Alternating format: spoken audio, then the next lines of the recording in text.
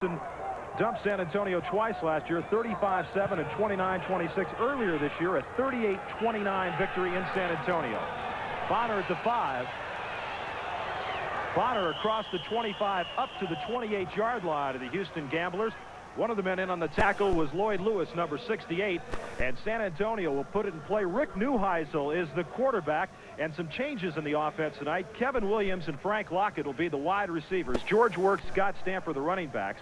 The left tackle is Mark Jenkins. Rod Walters, 70, the left guard. Rich Garza, the center, 61. Pete Spiros will start in the place of Arlen Thompson at right guard, and Ralph Williams, 71, at right tackle. You remember Lee Spivey. The suit, the San Antonio. So he was unceremoniously waived a couple of weeks ago.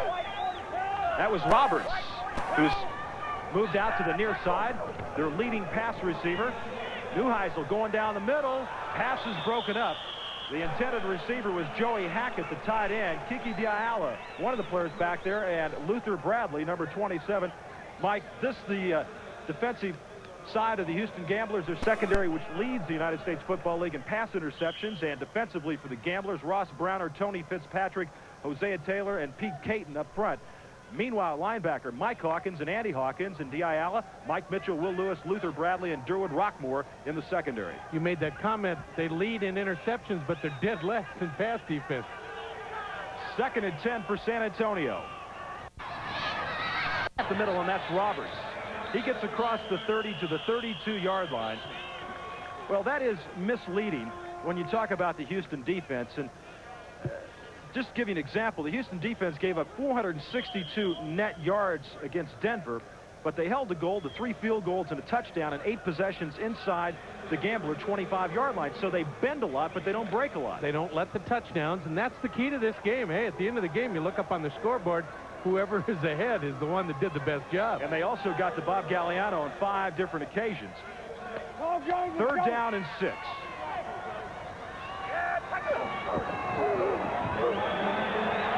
Neuheisel out of trouble. He'll be very close to the 1st down. Kiki Diala, the leading tackler for the Houston Gamblers, in on the stop. And they are going to mark that at the 39-yard line, and that'll be enough for a San Antonio 1st down. I asked Rick Neuheisel before the game, I said, Rick, what are you going to do this fall now that you're going to have to wait for 14 months to play? He said, I was accepted to USC's law school, University of Southern California, and I know his mom in Phoenix is super happy that he's going to go to school and be a lawyer. Do they let former Bruins go to law school at Southern Cal? He says, hey, UCLA wouldn't let me in. That's the only place I could go. Kevin Williams comes to the near side. Frank Lockett's in the game to the far side of the field. 1st and 10, 39-yard line. This is Don Roberts. Roberts gets across the 40 to the 41. It's that man, Kiki Diala, in on the tackle, and what a linebacker he is. Out of Texas A&I, and his biggest University of Texas. Watch out for those Longhorns. Yeah, the 2 A&I guys are on the outside. Watch how quick he is. He reads so well. He might not be the biggest linebacker, but the key is to get the angles on the running back, and he's so quick, and he reads so well. Kiki is an outstanding middle linebacker for his weight. 89 tackles, 31 assists coming into this game. 2nd and 7 from the 42-yard line. Intended receiver was 81 Joey Hackett. On the coverage for the Houston Gamblers, Durwood Rockmore. And they've tried to go to the tight end twice so far, and that's something San Antonio didn't do earlier this year, Mike. They didn't, and when Rick Neuheisel was on the bench, they weren't throwing to the tight ends at all. Oh, tough catch. Threw it behind him. That's the toughest catch in football to make. But Joey Hackett is the 2nd leading receiver. The 1st leading receiver is Don Roberts out of the backfield, so you know the problems they've had at wide receiver.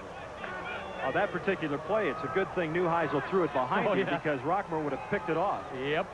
3rd down and 7 for the San Antonio Gunslingers, who've completed over 33% of their 3rd down situations this year.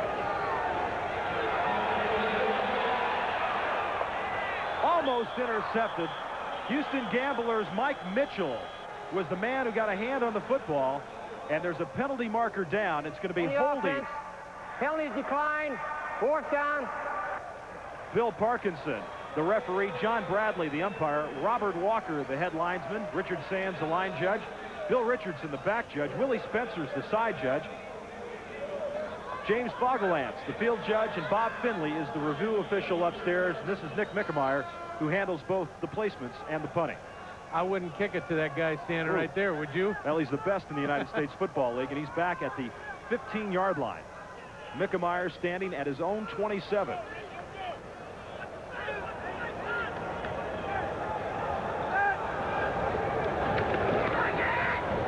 Mickemeyer will angle it to the near side. Now it hooks back in. McNeil with plenty of room. He has got room, and he runs into his own man. Oh, and then he is nailed. McNeil ran into Dennis Devon, and he had some clear sailing down the far sideline. A penalty marker has been dropped. Holding, post-possession foul, number 35 on the receivers. The penalty enforced, the post-possession spot. Holding was Mike Mitchell of the Houston Gamblers. Now watch what happens. They have the wall set up perfectly, Mike. I'll tell you what, Roger, he goes all the way here if he doesn't get that black shirt right in front of him. And this is as much McNeil's fault as anybody else's. He couldn't read it. Look at that. Look at that. Now watch him get stuck from behind. Yeah, now he's going to pay for his mistake. Ooh. Oh, goodness. Reggie Oliver. Yeah. Hello. Time out on the field. We'll be back to the Astrodome in just a moment.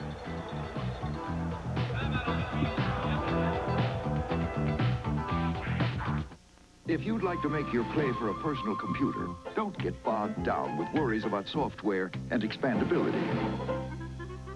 Come to the IBM PC Classic. Explore the best-selling IBM PCs and the latest in IBM software and options. With prices under par, you'll have a clear shot at higher productivity. You can get things rolling at the IBM PC Classic. So, drop in. It's now in full swing at a store near you, or call your IBM representative. H.B. Scott won a gold medal at the 1904 World's Fair because he made chewing tobacco like no one else. Today, that tradition lives on in H.B. Scott's premium blend. It's specially cut in ribbons from the tender part of each leaf. And it's this special cut that makes H.B. Scott such a smooth, clean chew. No other chewing tobacco looks or tastes like it because no other brand is made like H.B. Scott's premium blend. There's a look at Ty Dillon, the quarterback for the Houston Gamblers. Came in when Kelly was injured against Arizona, led them to victory in the second half, but they've lost their last two games by a total of 5 points. Gamblers offense with McNeil, Johnson, McGee, Sanders, and Harrell, the wideouts. And in motion is Clarence Verdun. Dillon finds McNeil at the 18-yard line. The pass is completed. Set the rest of the Gamblers offense for you. Rob Taylor, 71, is the left tackle. Rick Kerr, 74, the left guard. Billy Kidd is the center.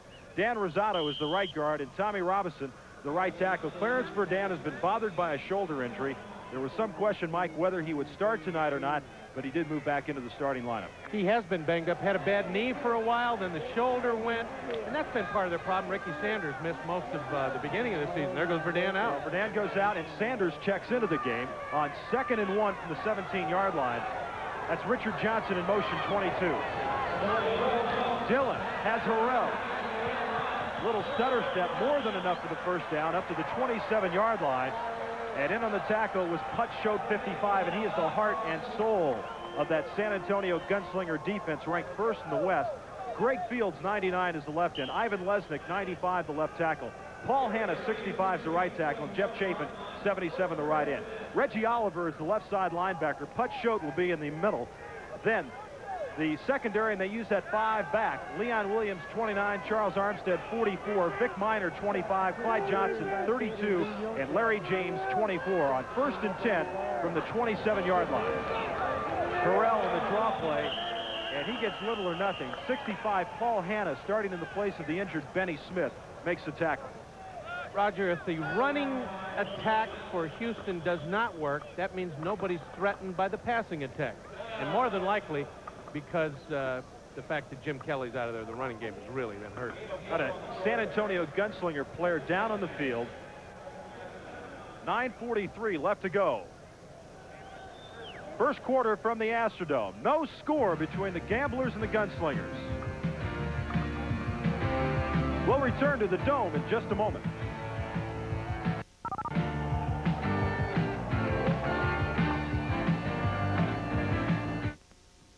I refinished this beautiful piece all by myself, and I can't even change a light bulb. Formby's furniture refinisher can make a believer out of you because it works unlike anything you've ever seen. It dissolves old varnish lacquer shellac without stripping, sanding, or scraping.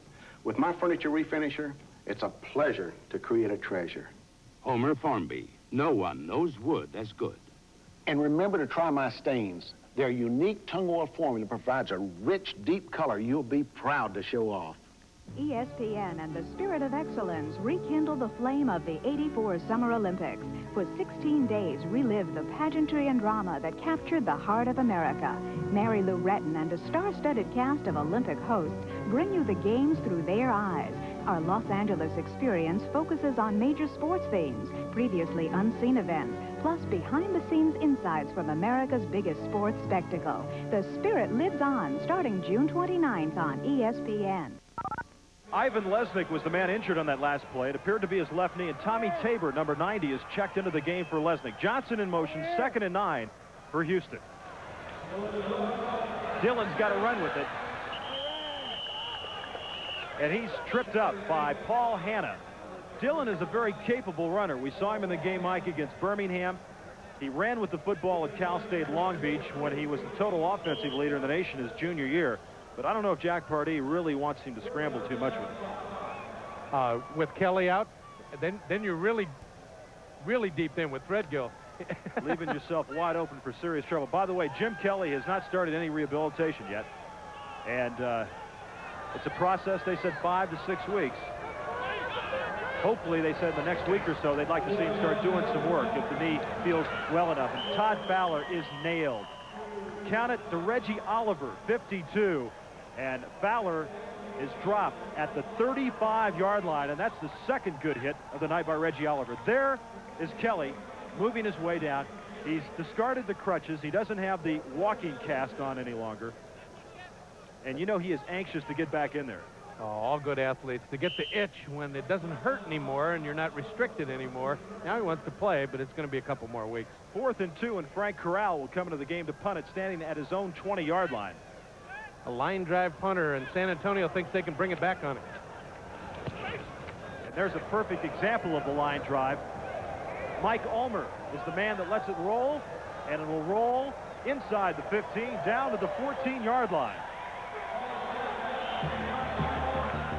7:50 to go. First quarter. We'll be back to the Astrodome in a moment.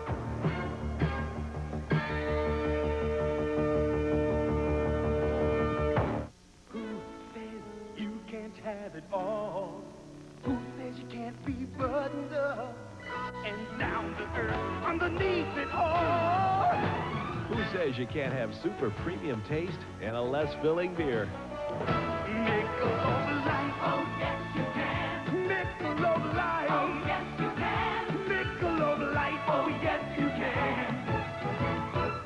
Have it all. Saturday, ESPN, home of the most extensive golf coverage on television, hits the links for live third-round play at the LPGA Mayflower Classic. The top women on the tour have their sights set on a share of the $250,000 purse. Find out who takes the lead live Saturday. Saturday's best USFL matchups right here. The Arizona Outlaws and Memphis Showboats collide in a crucial showdown. Catch the live action only on ESPN. Final game of the season for the LA Express and the Orlando Renegades, and maybe not a moment too soon. The Express has struggled all year. The coaching staff's already been fired, and they'll probably get a good turnout in Orlando, though. They've supported the team well down there. They have. Year. 1st and 10 from the 15-yard line. San Antonio, and a good pickup right there by Scott Stamper. A stumpy running back.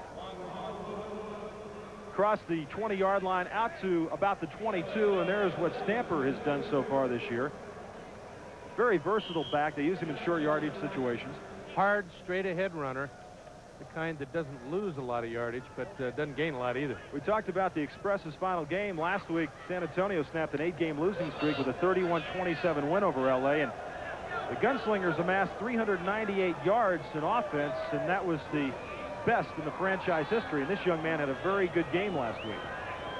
2nd and 3 from the 22-yard line. They swing it out. Stamper, the intended receiver, and Neuheisel just threw it behind him.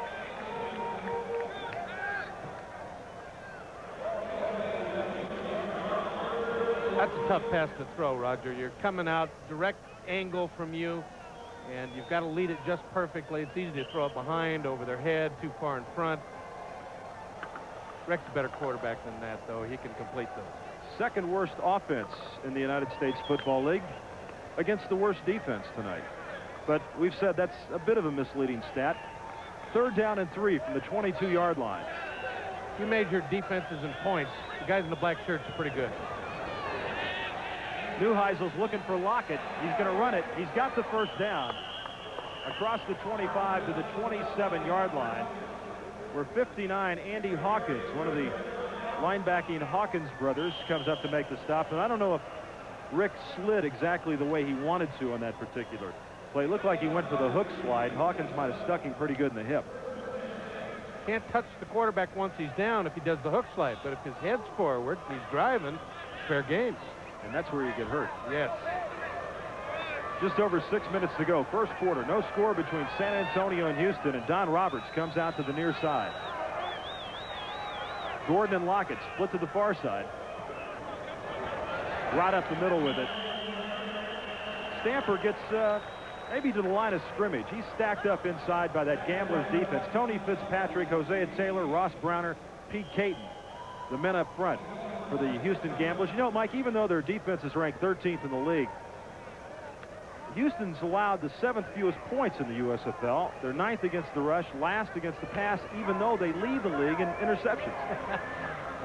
They should rank teams by the number of points you give up per game and not by number of yards, because it makes it deceiving. 2nd and 9 from the 28. Neuheisel looking to Gordon near side, and what a fine defensive play by Mike Mitchell. Even though the pass was underthrown, it was catchable, and Mitchell stuck a hand in and knocked it away. 2 fine cornerbacks for Houston, Will Lewis and Mike Mitchell. This is just a quick out pass, and you've got to guess a little bit to get that close. And Mitchell knows that they run the quick out to Gordon, and he guessed right that time, got a hand in. Good play by Mike Mitchell. Been told that Ivan Lesnick has a sprained left knee, and he will not be back tonight. 3rd down and 9, 28-yard line. Jerry Gordon splits to the near side. Roberts and Stamper, the running backs.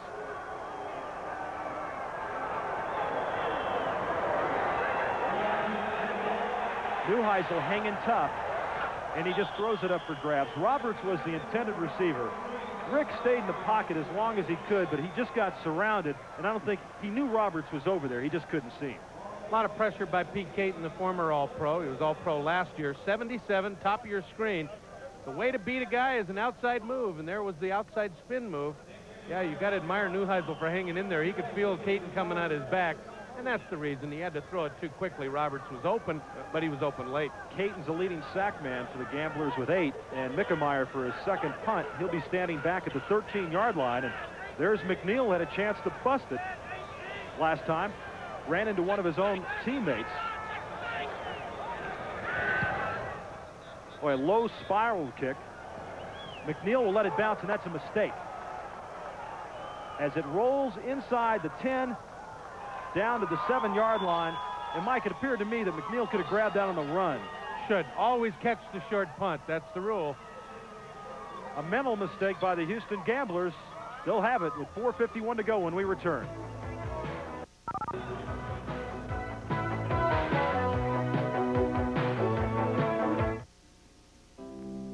If you subscribe to the American dream, you should subscribe to the Wall Street Journal.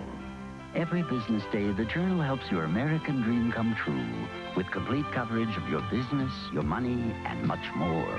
Call toll-free 800-527-5300 and get 6 months of the Journal for $56. That's $7.50 off the cover price.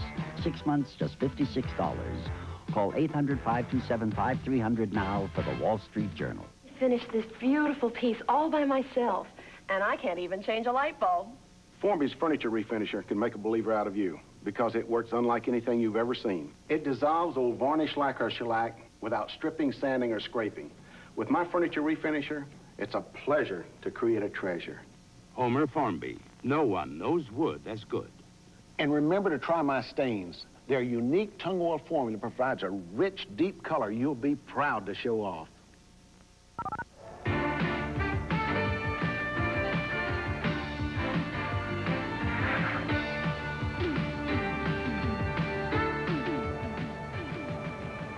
Roger Twyville, Mike Hafner back with you at the Astrodome, and this is Gerald McNeil. A little indecision on this punt. The coach tells you this: anything in front of you, you field; anything over your head, you put your hand up for a fair catch. And that's just silliness. Mike Ulmer did the same thing for San Antonio, let the short punt go. Cost him about 30 yards. At least, and if he'd have caught it, he might have gained 20 yards, so it could have cost him 50 in total. Johnson in motion, 1st and 10 from the 7-yard line, and Fowler will take it up the middle. Todd Fowler, soon to be a Dallas Cowboy. If Houston makes the playoffs, Fowler's not going to have a lot of time to rest before training camp starts out in Thousand Oaks, California. I think it's about July 15th. He might walk right off the field in a playoff game right into training camp. He's going to be tired. That's got to be tough, and also leaves you really susceptible to injuries when you played that many games. If Dallas is smart, they'll work him in slowly and probably won't give him any playing time till midseason.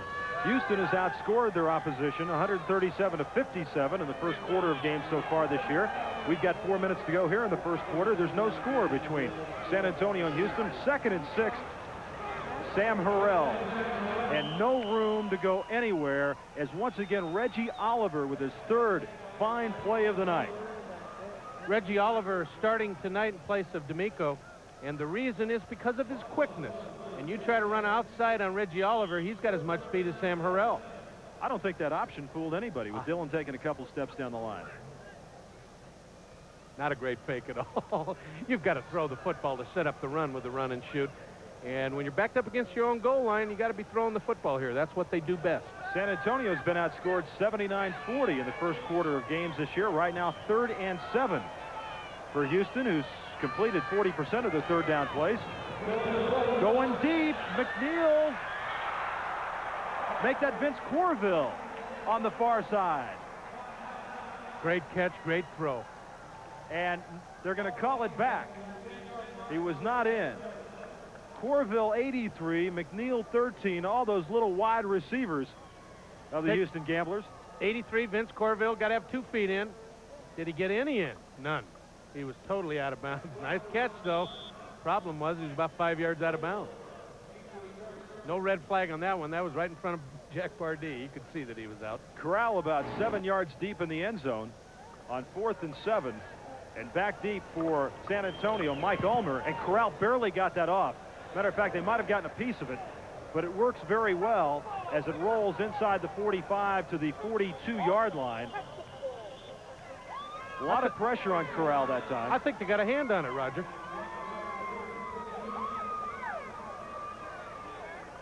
Take a look. Again, he gets the low line drive off, but the way it was wobbling, it looked like somebody got a hand on it. Just maybe. Could have been Charles Armstead, 44, busted through. We'll return to the Dome in just 1 minute.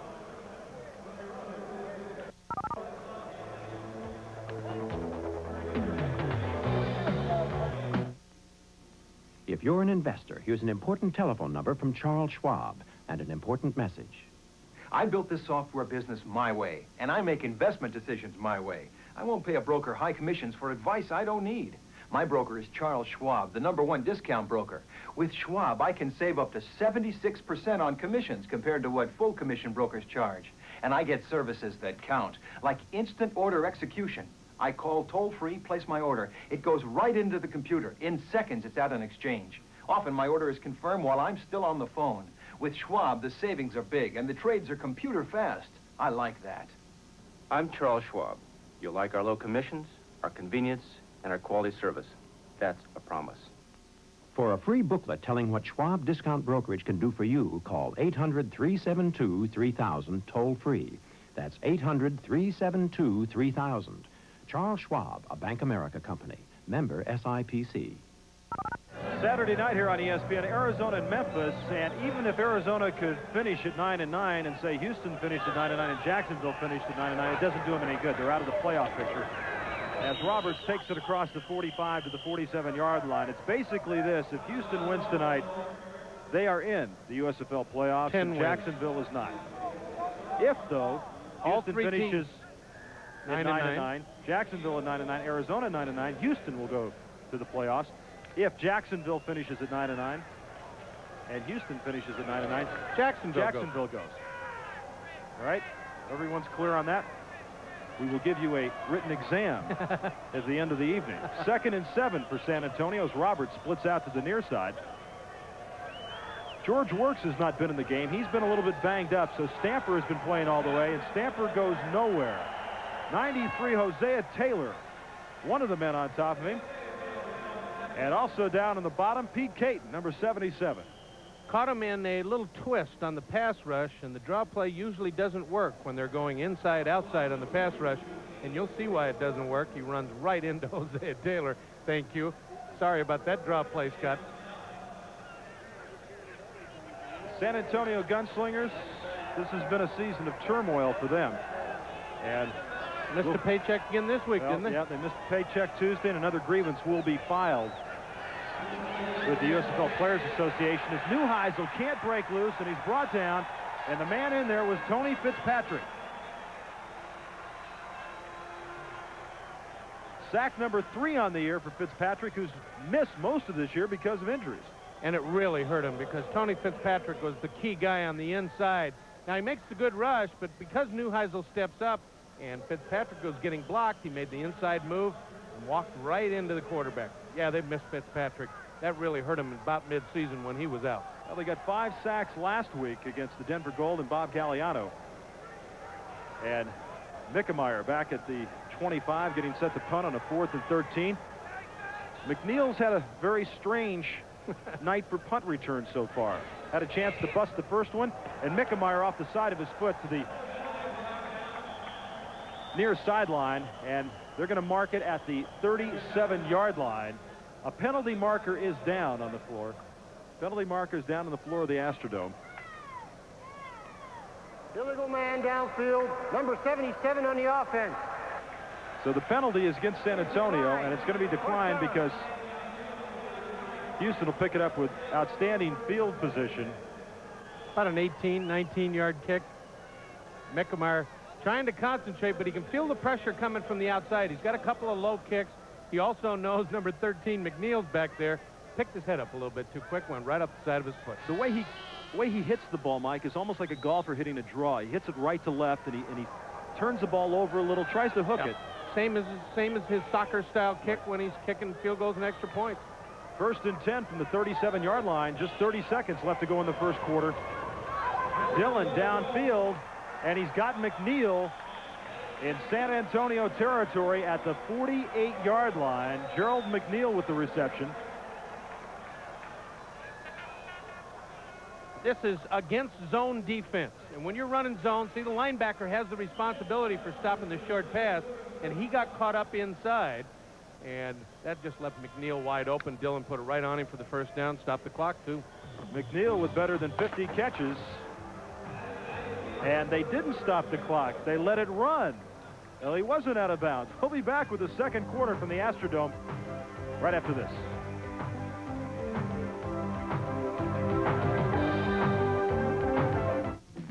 MasterCard, fill my flat. International, so worldly, so welcome. Your taste is impeccable. MasterCard. Home is where the card is.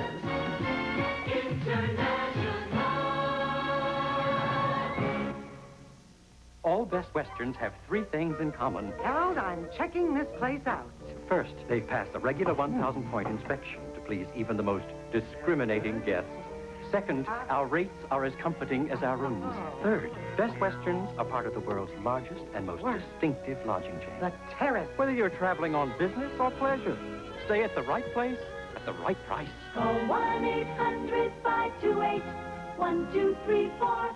Best Westerns. We have been fascinated from the beginning.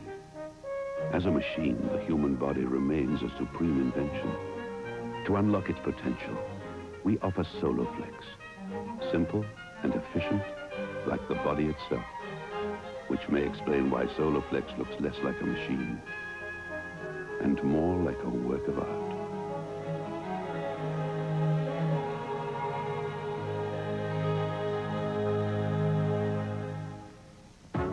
Get ready, New York, for the first title game to come your way in 20 years.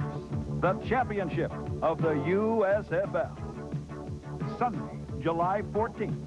the United States Football League will crown its champion beginning at 8 p.m. at the Meadowlands. This is your chance to see football at its best. Tickets are available at the Meadowlands box office and all Ticketron outlets. Roger Twyville, Mike Afterback with you. Richard Johnson has not caught a pass yet tonight. He only caught 3 last week. Why? They're double teaming him, and the quarterback reads double coverage. He goes to another receiver. That time, Dillon looked his way, went down to McGee, and they said no, he trapped the football. Dillon's initial look that time was to Johnson, then decided to go to McGee. Now, is it easier for Dillon to find his wideouts rather than his slots? Yes, because they're double teaming the slot on the inside, so there's lots of congestion, especially if you put him in motion. So you run the hook pass back inside, and he's wide open. That time, Johnson came to the near side, and McGee cut inside, and he went to McGee. Well, he drew the linebacker with him with double coverage, so you run the hook pass, and there's no linebacker to stop the hook. 2nd and 10. Johnson's in motion to the near side. They'll go to McNeil on the other side. He cuts it back up the middle. He's down to the 40-yard line, a couple of yards short of a first down. Putt showed 55. One of the men in there for the San Antonio Gunslingers. Boy, McNeil takes some big hits when you start running in the middle, don't you? I'll tell you, at 5'8" and 142 pounds, I get scared when he gets going full speed where linebackers can get a shot at him. Somebody's going to leave him cut in half one of these days. We noticed a couple of weeks ago a tendency by Todd Dillon to not want to go down the middle so much. And the only time he would be just real short stuff. Why is that? Well, one, he's afraid of getting it picked off. And 2, he didn't really have the big arm that Jim Kelly does to throw it out there where only the receiver can catch it. Dillon's thrown 4 touchdown passes, 5 interceptions. Penalty marker went down. False start on the right guard on the offense. Still 3rd down. False start on Dan Rosato, the right guard for the Houston Gamblers. Well, that's the consequences of being an offensive lineman. Yep, they always point out your number, who did the boo-boo. Never say when you make a great block. No. Never get any of the credit. An old offensive lineman talking here, folks, I'll remind you. Some cold, lonely night, a quarterback might take you out and buy you dinner. Maybe. But that's the exception rather than the rule. No kidding. 3rd and 8. Johnson in motion. A lot of people coming for San Antonio. He's got McGee. First down for the Houston Gamblers. Williams makes a stop, but boy, a fine job that time by Todd Dillon. And there's a man down at midfield. It's Jim Bob Morris, who was blitzing on that play. One of the very tough defenders for the San Antonio Gunslingers. And they're looking at the right knee. We're just underway. 2nd quarter action from the Astrodome in Houston, Texas. And there's the Gunslingers armadillo.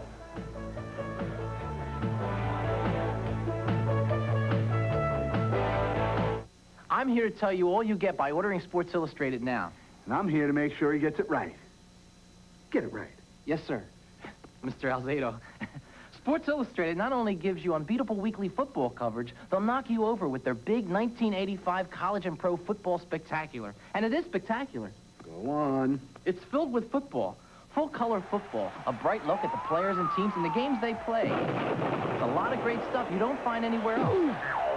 But you can get it all by calling this toll-free number, 1-800... Wait a second.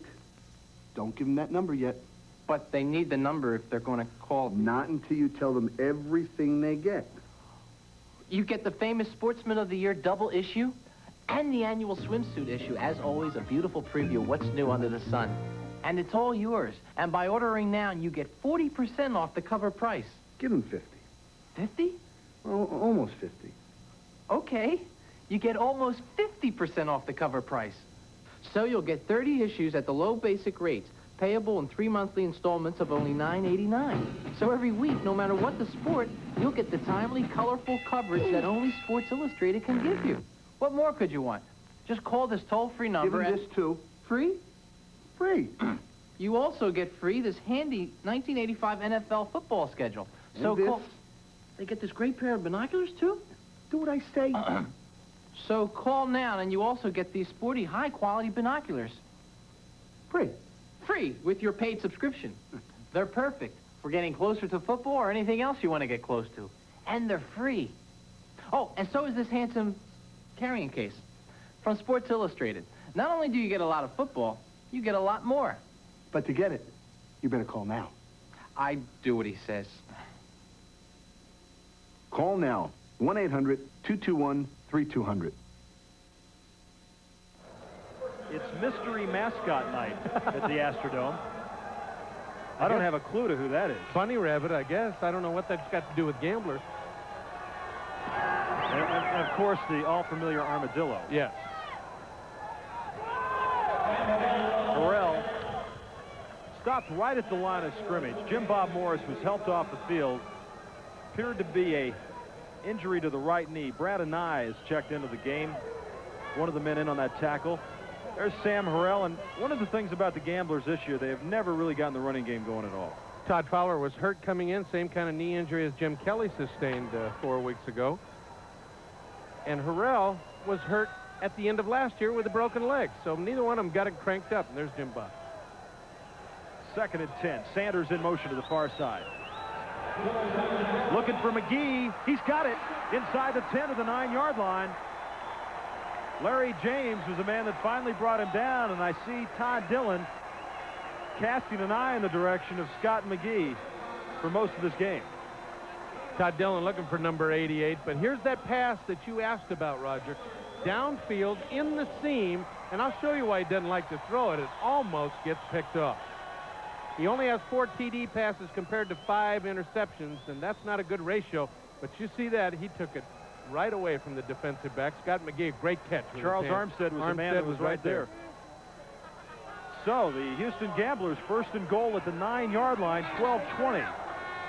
Left to go first half. Sanders, the man in motion.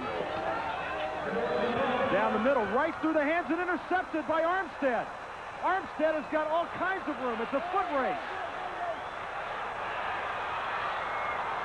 Dillon misses him. 1 man left. Armstead goes 103 yards for the touchdown.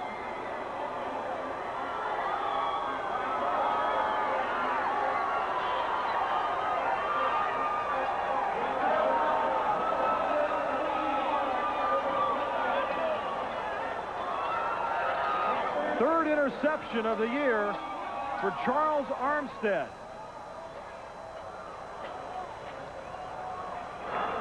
Roger, the ball got tipped. He had an open receiver. Watched the pass from Dillon. Looking over the middle. He's got Richard Johnson. It goes right off his hands, and then, hello. Armstead is right there, and as you said, it's nothing but a foot race. And I'll tell you what, the piano gun on his back at about the 30-yard line. And there's a great block on McNeil to keep his speed out of it. Dillon and then made a dive. And there was 1 man left. And that was Billy Kidd, the center, and he couldn't catch him. That is a USFL record. Mickemeyer to attempt the point after. Penalty markers are down. The point after is good. It appeared as though Houston jumped offside. Well, that'd take the wind out of your sails. In a hurry. Get down to the 9-yard line. The first play, you get it picked off. The defense is offside. The point is good. The penalty will be assessed on the kickoff. Again, that crossing pattern that Houston loves to run with their slot backs when they get inside the 10-yard line. It's their goal line pass. Dillon looks outside to set up the play. Right to Johnson, goes right off his hands, and Armstead is off to the races. A USFL record, 103 yards. First of all, McNeil, 13. I don't know if we'll see it in the picture, but he gets bumped off with his speed. Dillon has the last shot at him, and Armstead is in the end zone. Kidd never had a shot. He was stumbling at the 15 and never touched it. But he's got to make that effort, right? Because the coaches in the film are going, you got to run after him. San Antonio 7, Houston nothing. We'll return to the Astrodome right after this.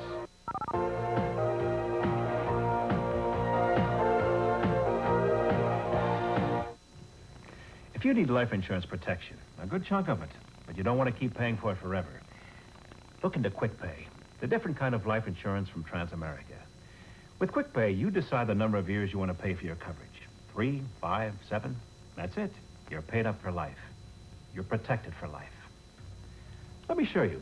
Say you're like me, 40, don't smoke, and you need $100,000 of protection. And you want your payments to end in 5 years. Look, you pay $1,454 a year. A total of $7,270 in premiums. Not a cent more. You have $100,000 in protection from the word go. All along the way, your Transamerica QuickPay policy builds tax-deferred cash value at high current interest rates. And you don't pay even one premium after the first 5 years. QuickPay from Transamerica. Find out about it. Quick. For complete details about QuickPay, call 800-372-3000. Toll free, that's 800-372-3000. Call now. San Antonio with a 103-yard interception return by Armstead with a 7-0 lead. Corville takes a kickoff 2 yards deep in the end zone. Corville across the 25 and then pulled back. Clyde Johnson, 32, was the man that grabbed him at the 25 and just pulled him on back. So the Houston Gamblers, who had outstanding field position at the 9-yard line, Dillon throws the interception, which was his 6th on the year, and now they've got to go try and do it all over again. This won't hurt his confidence, though, because he threw that one to Johnson. It was more Johnson's fault that it was picked off than it was Todd Dillon. So Dillon, I don't think that one will shake him up too much. He's got to keep his composure, know that they're double-teaming Johnson, and find the open receiver, who's been Scott McGee all night.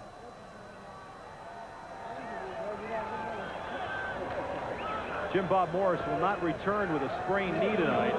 They go to the near side to Johnson. And he goes out of bounds at the 40-yard line. I want to tell you, there was a big league block by Sanders on James as Johnson went out of bounds. I'll tell you what, on the swing pass, this is the way to get him open because the linebacker's not going to take depth. Now watch what Johnson does to the up-back, went right by him. Now watch the block. McGee tries to help out, and then an outstanding block by Sanders. And he'll come back and say, thank you, Ricky. I appreciate that. I think it's important, though, that Dillon comes right back to Johnson on that play. We saw him do the same thing against Birmingham in a situation where he went to Johnson. Johnson dropped it, came right back to him the next play to get the confidence back. Good point. 1st and 10 from the 41-yard line. Verdun was in motion. Dillon has McNeil. That time McNeil got a little cute.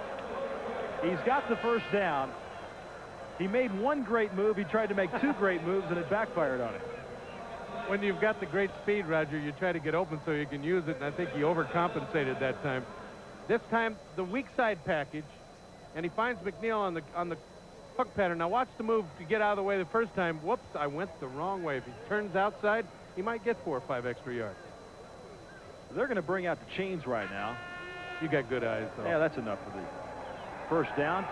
You know, Mike, the Houston Gamblers' home record this year is 3-4. That's the 4th worst in the USFL this year. However, they've got the best road record in the league at 6-3. I don't know. Don't ask me. I have no idea. Most teams are really tough to beat at home. They've lost 7 of their last 11, 5 of their last 6, and 2 in a row. And they were losing when Kelly was in there, too. That's true. You know, this is not something just because Dillon's come on board. They have been struggling the second half of the season. 1st and 10. Dillon escapes from trouble. He finds Johnson at the 32-yard line. A fine job of scrambling by Todd Dillon. Now all of a sudden, hello, Richard Johnson. He gets time, he being Todd Dillon. And if you get time on a crossing pattern, Richard Johnson is still getting double teamed. You'll see Johnson when he goes across the field. 2 guys following him right there. Now he gets time because he breaks down the pass protection, and Johnson gets wide open and he hits it. Hutch Schoten was the man that made the tackle. 1st and 10 at the 31-yard line. 10 minutes left to go. First half. Verdun in motion. Go to the other side to McNeil. McNeil to the 27-yard line, and guess who? Hutch Schoten one more time. I think part of the problem with the Houston offense, even when Kelly was here, the loss of 2 starting offensive linemen. Rosado wasn't planned to be the starting right guard. Tommy Robinson was the starting right guard. Now he's at right tackle. They've had so many injuries in that offensive line that maybe that has been the key and not really the injury to Kelly, although that certainly hurt. 2nd and 6 at the 27-yard line. Verdun is the man to the near side. Todd Fowler. Fowler's very close to the first down at the 20-yard line. Former tight end, 6'4", 220.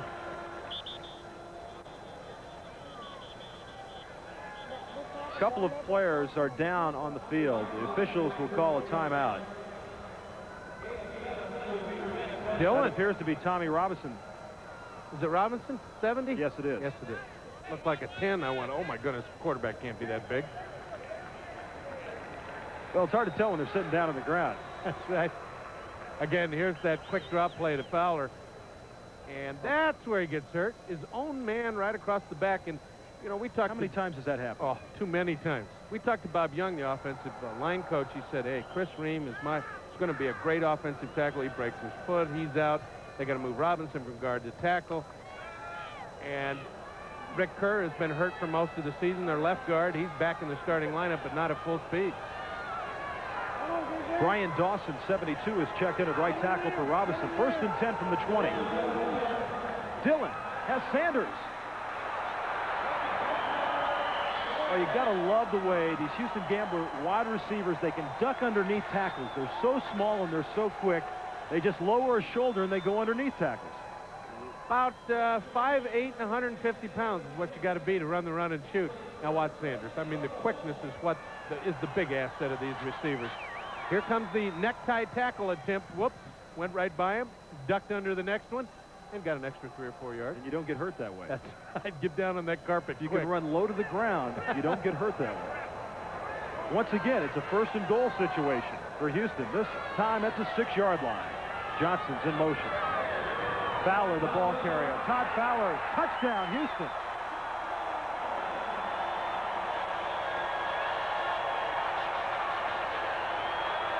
Third rushing touchdown of the year for Todd Fowler. You said the key, Roger. First touchdown of the year. Did you say first? No, third. Oh, third touchdown of the year. They should have a lot more out of their running backs, and they haven't. And the running game's really hurt them again because of the offensive line injuries. And it's nice to see them get in the end zone inside the 10 because they've struggled all year trying to either run it or throw. And there's Tony Fritsch, the USFL's leading scorer in '84, currently tied for 2nd in the league with Gary Anderson and 12 points behind Herschel Walker. Penalty markers are down. The kick's good. 10 rushing touchdowns on the year for Houston. 77, and the defense is offside. The point is good. The penalty is assessed on the kickoff.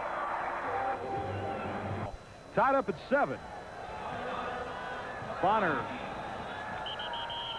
will kneel down and do the smart thing.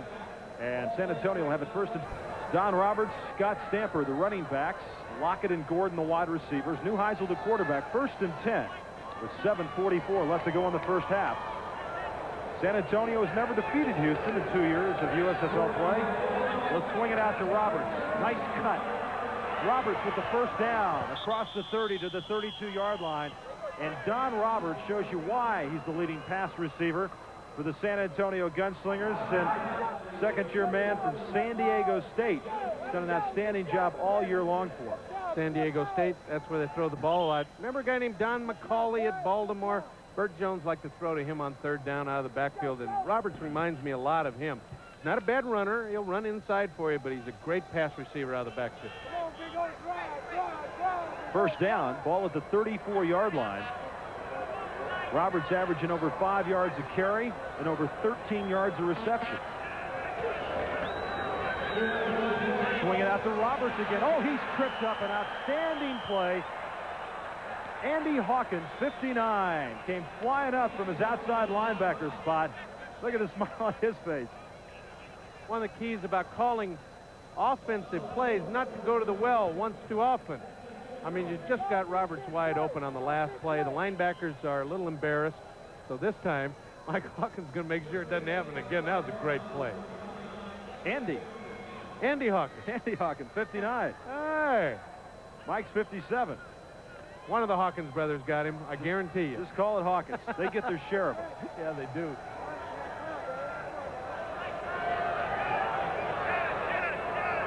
Second and 15, 5-yard loss on that play. Neuheisel's nailed.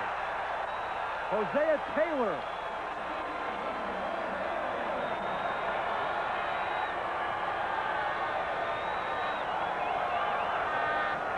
His 4th and a half sack this year.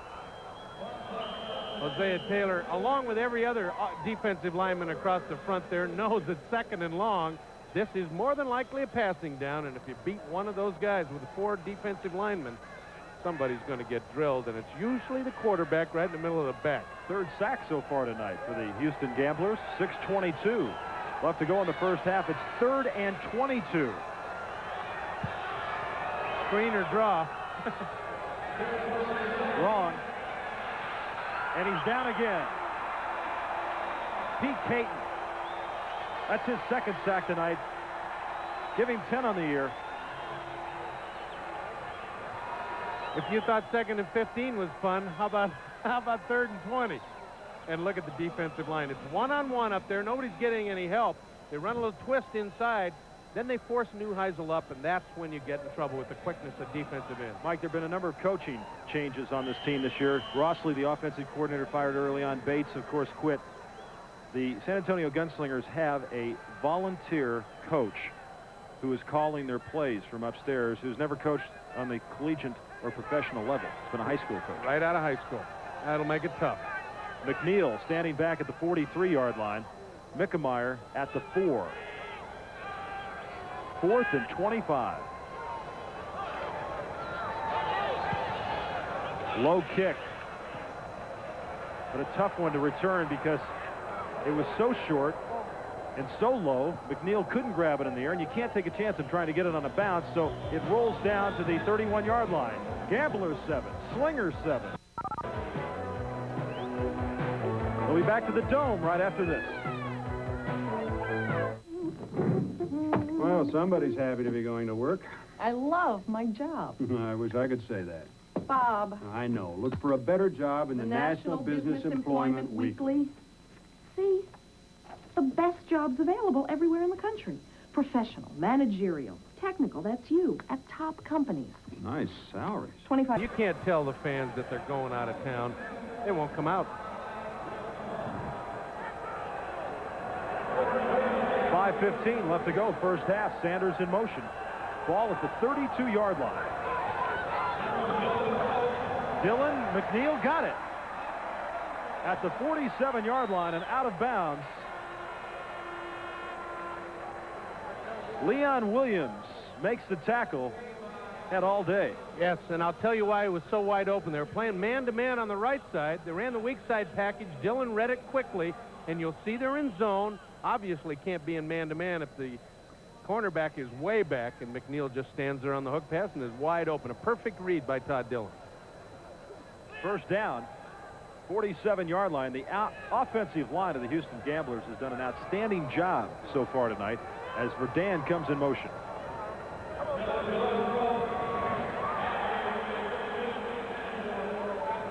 McGee was the intended receiver.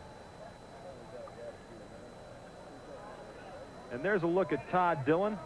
Total yards tonight, a real mismatch, but that doesn't include the 103-yard interception return by Charles Armstead. Dillon from Cal State Long Beach, where he set all sorts of records in the PCAA and the NCAA.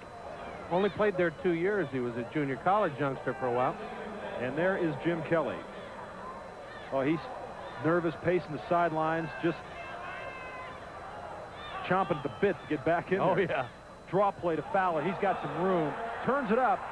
Fowler gets very close to a first down. All right, pretty good tackle by Mike Ulmer. And if you're playing zone in the secondary, then you're going to run the draw play, and you're going to be minus linebackers because they're all taking the deep drop, and so is the secondary. Fowler makes a nice cutback, and then Ulmer comes in, cuts his legs out from under it. One thing you might have noticed, folks, is Dillon went back on that play. He kept his eyes downfield because linebacker, secondary people, they're watching the quarterback's eyes. That's right. And that's what makes that draw go so well. 3rd and 1, Harrell, and he should have it. Harrell should have it. Greg Fields, 99, 6'7" and 280, the big man up front for San Antonio, makes the tackle. I was always good at that, Roger. When you're split out 18 yards, you look down the line, yeah, the big fullback that got drilled by 4 linebackers, 2 defensive backs, yeah, he made it. I'd give him the signal. Nobody hit me. Robinson has checked back in the game. He left a little bit earlier with an ankle, but he is back now. And Vince Corville, 83, has checked into the game for the Houston Gamblers. 3:45 left to go in the half. We're all tied up at 7 apiece. Harrell is the lone setback. And Richard Johnson's the motion man. Going deep. Corville overthrown, and he had Armstead beat by about 5 yards. Todd Dillon like to have that one back. Dillon does a great job, I think, Mike, of going back and setting up, letting the defensive line, see where he's at, and then once his offensive lineman make that contact, moves up a couple yards and let the offensive lineman take those guys on by. And he's only 6'2". He's learned that throughout his career. He's not a big 6'2", 6'3" guy that can see over everybody, so he likes to step into the slot. He does it well. 2nd and 10 now. 36-yard line. 4-man front for the San Antonio Gunslingers. Dillon's got some room, and he's going to run it. Trying to get to the sideline. Look at him hot step it. He's still on his feet. He's going to go for a touchdown.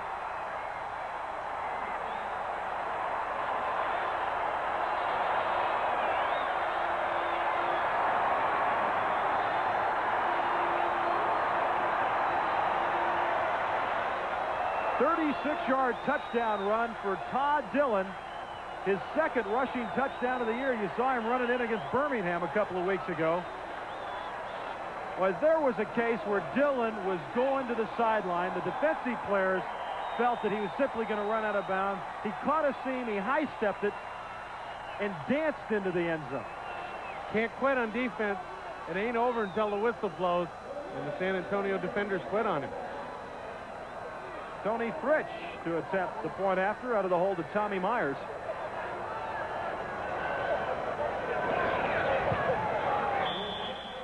It's good. So with 3:19 to go in the half, Jack Pardee and the Houston Gamblers have a 14-7 lead. And what about Todd Dillon, who feels he's a ladder? Well, he'll be a star in the locker room now with all of his quick moves. They'll all give him a lot of heat for that one. We've had a couple of exciting plays. The interception returned by Armstead. That's Bonner back to return the kickoff. Corral sends it 2 yards deep in the end zone. And Bonner's taken out at the 16-yard line. Todd Fowler, one of the men down there, and temper's beginning to flare a bit. There is no love lost between these two teams. You ever seen 2 Texas teams that liked each other? Never. That's for sure.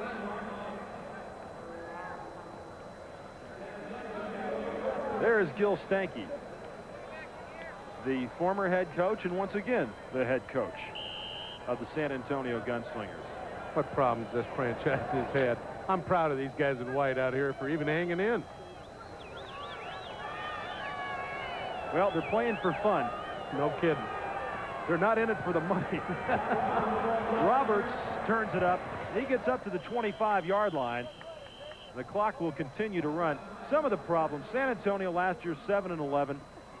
The Jim Bates-inspired defense, they came into this season very excited about what was going to happen. They've struggled to 4-12. They lost 8 in a row, finally beat Los Angeles last week. Paychecks have bounced. They've been late as 5 weeks. Last month in May, the USFL Players Association filed a grievance forcing payment on 2 past due checks. Fan support in San Antonio has diminished. They had a season high 21,800 March 10th against Tampa Bay, 4,900 last Sunday. 1st and 10 from the 27-yard line.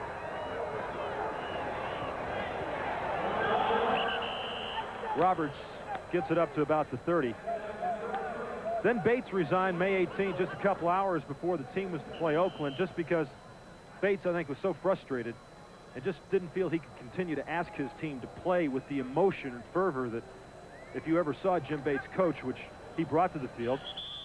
And owner Clint Mangus has had many problems with the media. Matter of fact, blaming the media for many of the problems and banning some reporters from the press box for what he terms negative reporting. So a lot of finger pointing going on.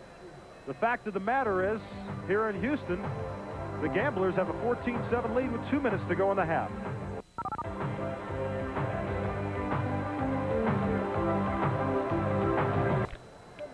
And as Tom mentioned, he'll be along with highlights from week number 17 on the Men in Halftime Report. We're almost there. One more week to go, huh? Don Roberts, the ball carrier, tries to slip inside, doesn't get back to the line of scrimmage, loss of a yard or so.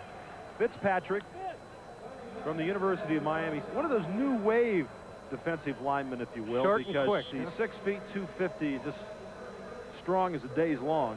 Those big 6'5" linemen are starting to block him up in his numbers, and he's down below him. Clock running, 1:35, and the Slingers don't seem to be in a big hurry to try to move it downfield. But I'll tell you what, when you're 6'5", an offensive lineman, it's tough to block those 6 footers. Oh, yeah. Oh, yeah. Because they're usually quicker than you are, too. 3rd and 7. Jerry Gordon with the reception. And that'll be very close to a first down. Gordon was a guy that was waived a couple weeks ago because he expressed dissatisfaction with the situation, but because of some injuries and such, was brought back. Yes. And look real close now where he goes out of bounds. You mark it where he falls out. And boy, that was awful close to first down, but he's a yard short according to where they marked it. He needed to fall on that pylon. Yes, that would have helped. Maybe influence the side judge. So, Houston with 3 timeouts left and 1:14 to go with more than enough time to get themselves back on the scoreboard again, as Mickemeyer, who has not punted the ball very far, but once it's hit the ground, it's rolled a long way. McNeil at the 32-yard line.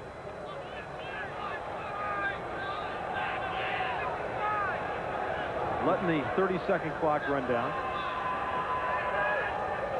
but not affecting the game clock at all. Now he got some nice height on that one, and a fair catch called at the 24-yard line by McNeil, the leading punt returner in the United States Football League.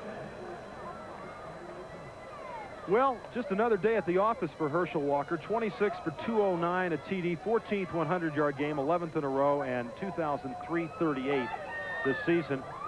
But it wasn't enough as the Oakland Invaders pick up a 34-29 victory.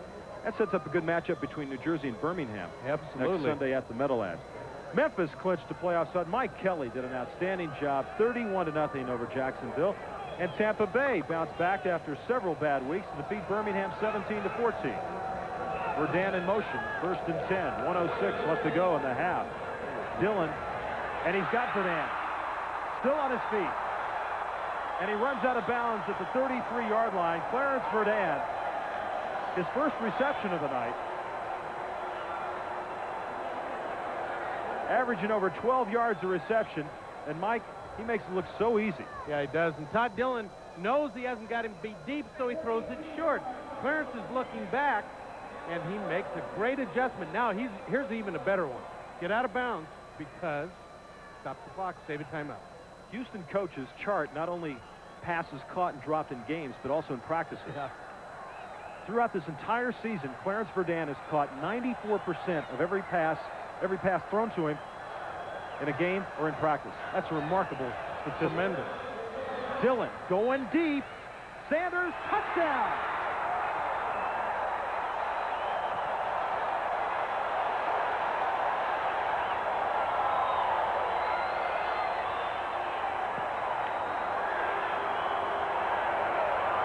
"34 yards on the touchdown pass from Todd Dillon to Ricky Sanders. And they can hit you quicker than a mosquito on a hot summer night, can't they? That's for sure. That was a great throw. Maybe Todd Dillon was listening to us. He wouldn't throw down. And it's good. So Fritz now with 117 points on the season. 51 seconds left to go. They didn't even have to use a timeout. Didn't have to use the timeout in the 2-minute drill. Watch this catch. This is great concentration. Look, coming over the other shoulder, right over the top of your head. It's a tough catch. And Ricky Sanders, best rookie ever in one season, 105. Now look at the secondary. See, they're playing 5 underneath and 2 deep. So they're playing man-to-man. Now the safety in the middle of the field has got to make a decision. He waited too late.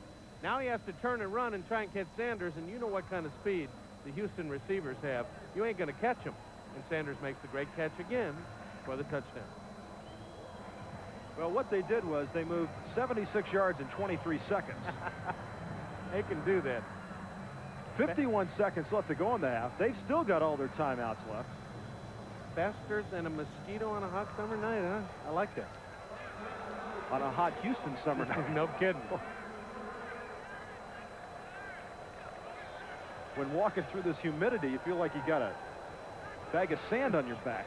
Thank goodness they play indoors here. These guys would be wilted. I'll tell you what, it's hot in here tonight. Yeah. Bonner at the 1. He's got a seam. Marcus Bonner. Finally out of bounds at the 39, and guess who? The kicker. Frank Corral, the last man. Corralled him. Special teams has always been an emphasis for the San Antonio Gunslingers under Jim Bates before he left. Watch Bonner. He sees that hole. Now the eyes get big. He said, uh-oh, I got a chance if I can beat this slow kicker here. Problem was he was slowed down a little bit, and then he couldn't get away from Corral and keep his balance and stay in bounds. San Antonio now, 3 timeouts left. On their previous possession, they didn't seem to be in any hurry. It looked like they wanted to run the clock out. They didn't use the timeouts. Let's see what happens this time. Neuheisel looking downfield. It's going to be intercepted. Luther Bradley. And he's out of bounds at the 31-yard line, and we got to fight. Penalty markers are flying. 22, Jerry Gordon got into it, and he's still throwing punches.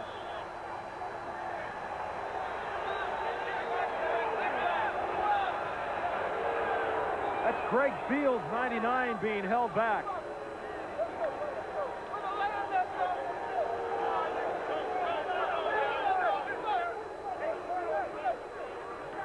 Personal foul, number 22 on San Antonio. Jerry Gordon is the man hit with the personal foul, and for Luther Bradley, his 11th interception of the year. Had 12 last year, led the league. Let's watch just at the end. Jerry Gordon, the frustration is just all over him. And with the interception, he gets upset. Now he's going to chase Bradley all the way to the other side of the field. Watch for 22 to come into your screen. Out of bounds. Now where's 22? 22 wants he's back on the sideline. Yeah, he wants, oh, there it is. He wants to get in somebody's face. And he did, and it cost him 15 yards. 35 interceptions on the year for the Houston Gamblers.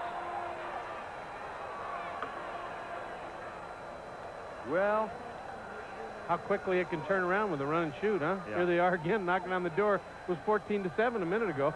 It's 21-7, 33 seconds left to go, and 3 timeouts for Dan in motion. Penalty markers down. Dillon's got room again. He runs out of bounds at the 10-yard line. A penalty marker down. Holding's going to be against Houston.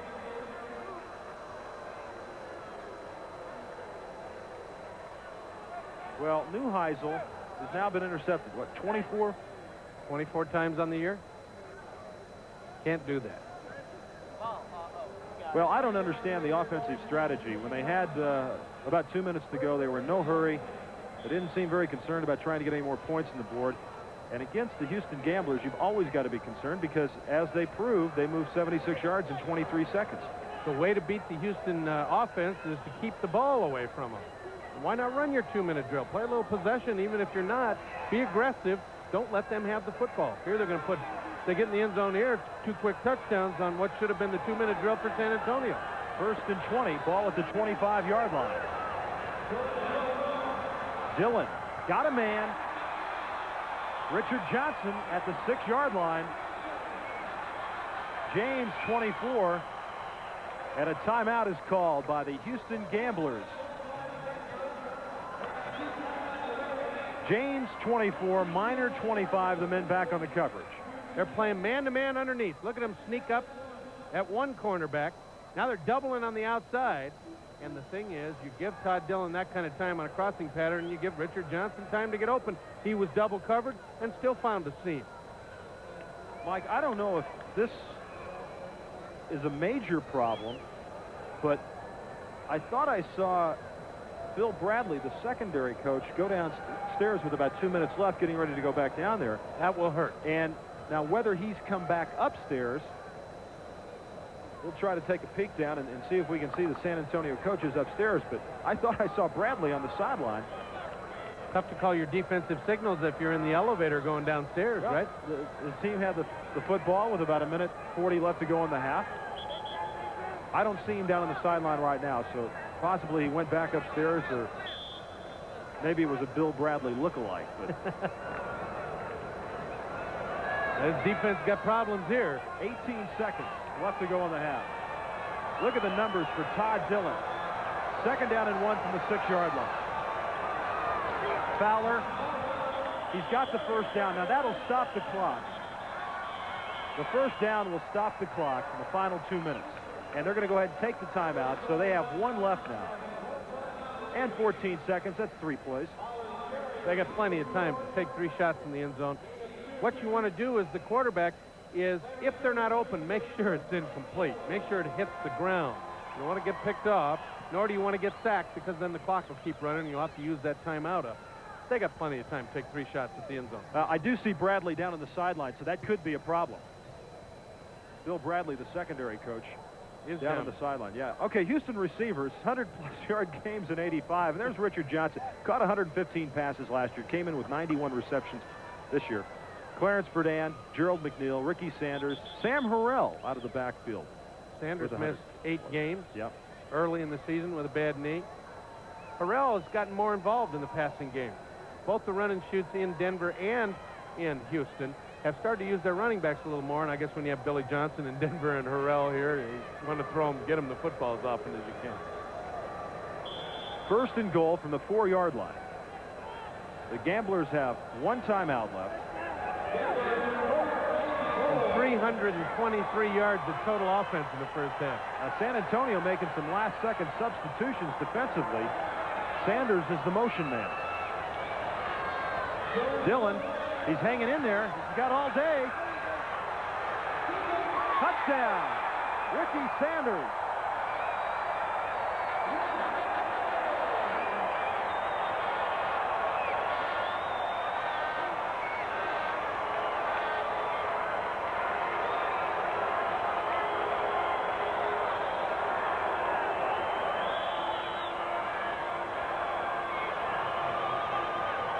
Give a quarterback 8 seconds, Roger, you're going to get a touchdown. I was going to say, there were 14 seconds left to go on the half. There are 8 seconds showing right now, so he had 6 seconds. Plenty of time. And Tony Fritsch is a very busy man tonight, as he'll attempt the point after.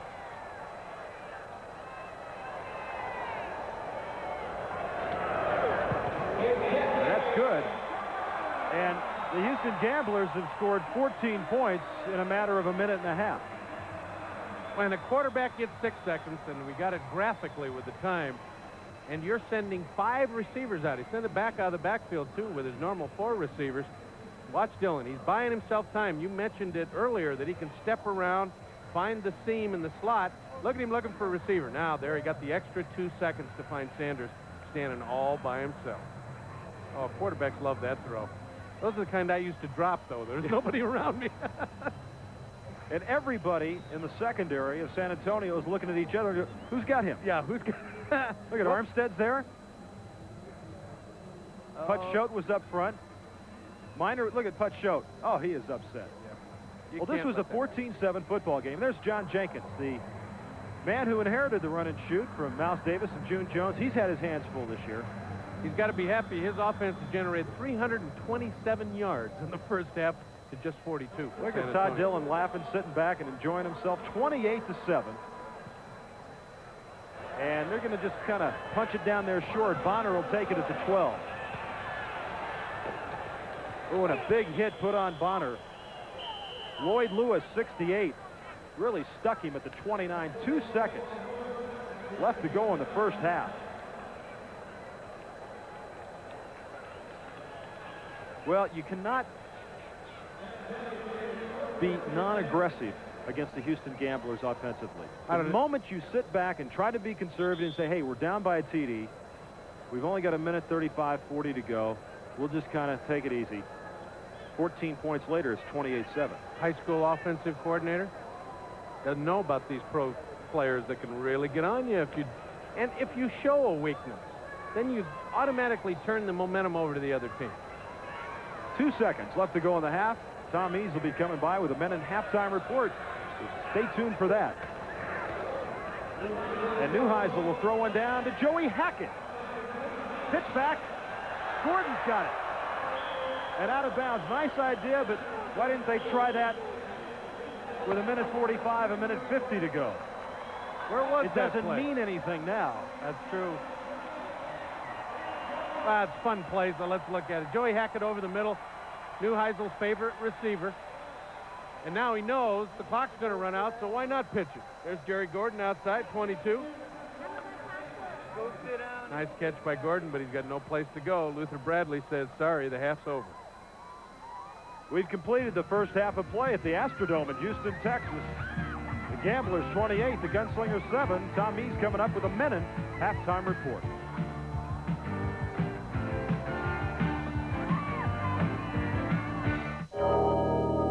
Introducing the amazing Minolta Maxim, the world's easiest SLR, because it alone has built-in automatic focusing.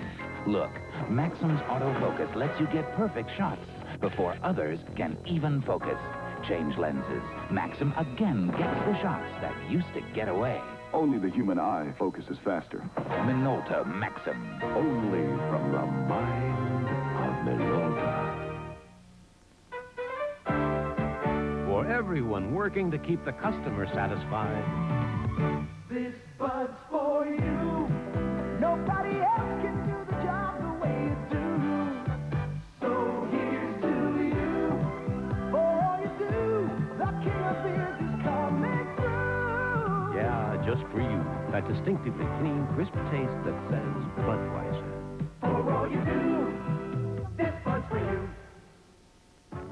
Get ready, New York, for the first title game to come your way in 20 years. The championship of the USFL. Sunday, July 14th, the United States Football League will crown its champion beginning at 8 p.m. at the Meadowlands.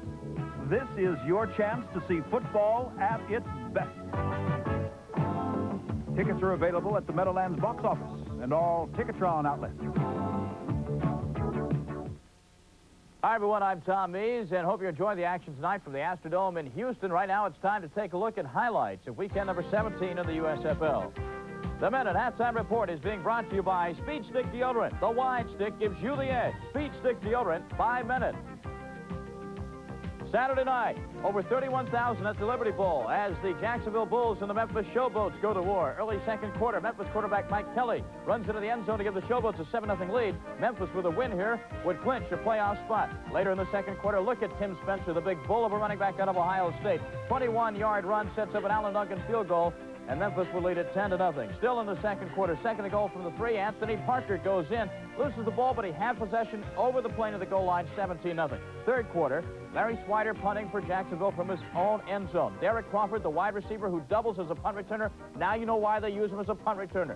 See ya. Goodbye. He could go. He is going all the way. This really put the icing on the cake, made it 24-0 Memphis, and the round is on. Just about everything went wrong for the Jacksonville Bulls, who now have only a prayer of getting into the playoffs. Ed Luther completes a pass to the left flap, but Alton Alexis coughs it up. Ron Osborne recovers for Memphis. You get the idea. 3 plays later, the boat scored again, and they win the game going away 31-0. The Orlando Renegades and the Baltimore Stars, Saturday afternoon, College Park, Maryland, second quarter. Baltimore quarterback Chuck Fusina with a screen pass to Calvin Bryant. Bryant holding the ball outside, gets hit, fumbles. Orlando recovers, gets a field goal, leads to 3-0. But from there on in, it was all the Baltimore Stars. A 77-yard drive is capped off on this 8-yard run by Calvin Bryant, who leapfrogs into the end zone, and Baltimore would never trail.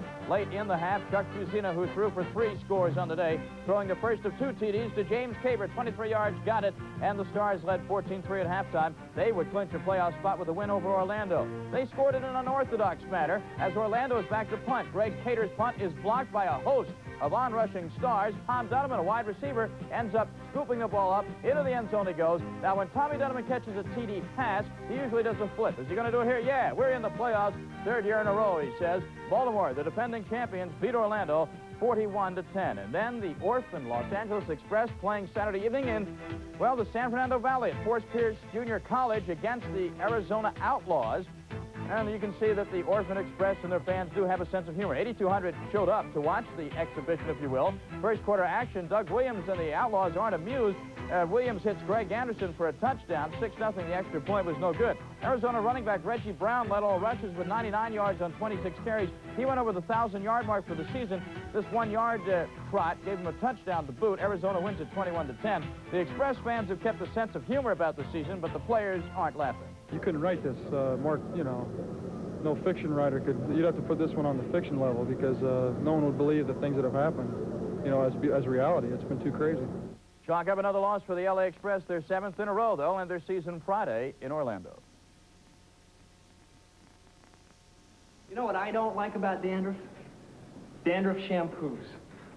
I'm afraid they won't leave my hair the way I like it. This shampoo cares for my hair. It's the only one with a self-balancing formula. Puts dandruff protection where I need it, on my scalp, not on my hair, and it conditions where I need it. Leaves my hair looking and feeling good. Yeah, my shampoo's a dandruff shampoo, but it's today's Head and Shoulders, and it cares for my hair. I can't get to sleep at night, watching my baby. When I turn out all the lights, it drives me crazy. It's every color of the rainbow. Toshiba VCR, it's a movie star. Keep me up around the clock. I just can't stop myself from watching. Toshiba VCR, watching it. It's a movie star. Watching it. Toshiba VCR, watching it. Friday night's live USFL game on ESPN finds Orlando hosting Los Angeles. The Renegade running backs are the ones to watch when they test the LA defense, but the Express has an offense of its own bent on beating Orlando. Don't miss the live excitement of USFL football Friday. Saturday's best USFL matchups right here. The Arizona Outlaws and Memphis Showboats collide in a crucial showdown. Catch the live action only on ESPN. Everything was going according to plan for the Houston Gamblers in the second quarter. They were moving in for their first touchdown of the game, and then something happened on the way to 7 points. Roger Twibell called. 12-20.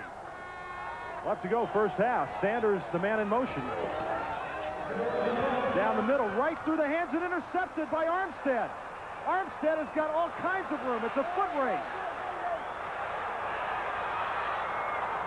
Dillon misses him. One man left. Armstead goes 103 yards for the touchdown. And that was the USFL record. Now, after Todd Fowler tied the score at 7, Houston quarterback Todd Dillon subbing for the injured Jim Kelly makes like Doug Flutie for another score. Run it. Trying to get to the sideline. Look at him hot-stepping. He's still on his feet. He's going to go for a touchdown. And we had 2 touchdown passes to Ricky Sanders, and you have the halftime score. The Houston Gamblers, with a win, will make the playoffs. Looks like they're going to make it, doesn't it? They lead at 28-7. Let's go to Roger Twibell in Houston. Thank you, Tom, and welcome back to the Astrodome in Houston, Texas, where the Gamblers struck fast in the final minute 35 of the first half, coming up with a couple of touchdowns, and they have a 28-7 lead over San Antonio, and a win tonight for the Houston Gamblers would clinch a playoff spot and the last playoff spot in the United States Football League. There are the halftime statistics, Mike, and they do tell the story, right? You don't need to say much. Look at the total yards, 333 to 73. And if it weren't for the interception, 103 yards, the one turnover by Houston, this game would really be a rout. 333 yards to 73. And I like the rushing total for Houston, 70. That's getting up there way over their average, which is right around 63. The Houston Gamblers took advantage of the one turnover by San Antonio, the interception, which Bradley picked off, and they took that in for a TD. The Houston possessions, a punt, the interception, and then TD, TD, TD. It took them a while to get warmed up. But look at the field position to start with, the 8 to 7-yard line, and that made it tough. Now you can see the problem. Punt, punt, punt, and punt again, and then interception, and then, of course, the halftime. And the 103-yard record interception return by Charles Armstead, their only bright spot this evening, 28-7. The score at halftime. We get set for third quarter action from the Astrodome in Houston, Texas. Remember, the last time these two teams met, San Antonio got way down and then made a furious comeback at the end. They fell a little bit short. Maybe they'll do it again tonight and make this exciting. Mickemeyer to kick it off. In the direction of Corville, and he'll take it at the 4. Has to stop right at the 20. And that's where Corville's brought down. Juan Castillo, a new addition to the San Antonio Gunslingers, makes the stop. Special teams. And Todd Dillon has had some kind of night so far, and he'll bring his Houston Gambler team out in the field with a 28-7 lead as they put in play 1st and 10 from the 20-yard line. And there is Todd Dillon, 17 of 22, 263, a couple of touchdowns, and that one interception, which was a deflection off the hands of Richard Johnson. Not really Dillon's fault. Didn't bother him a lick. He came right back through a couple touchdown passes and ran for one. Sam Harrell will be the lone setback to start the second half, and Johnson is the man in motion.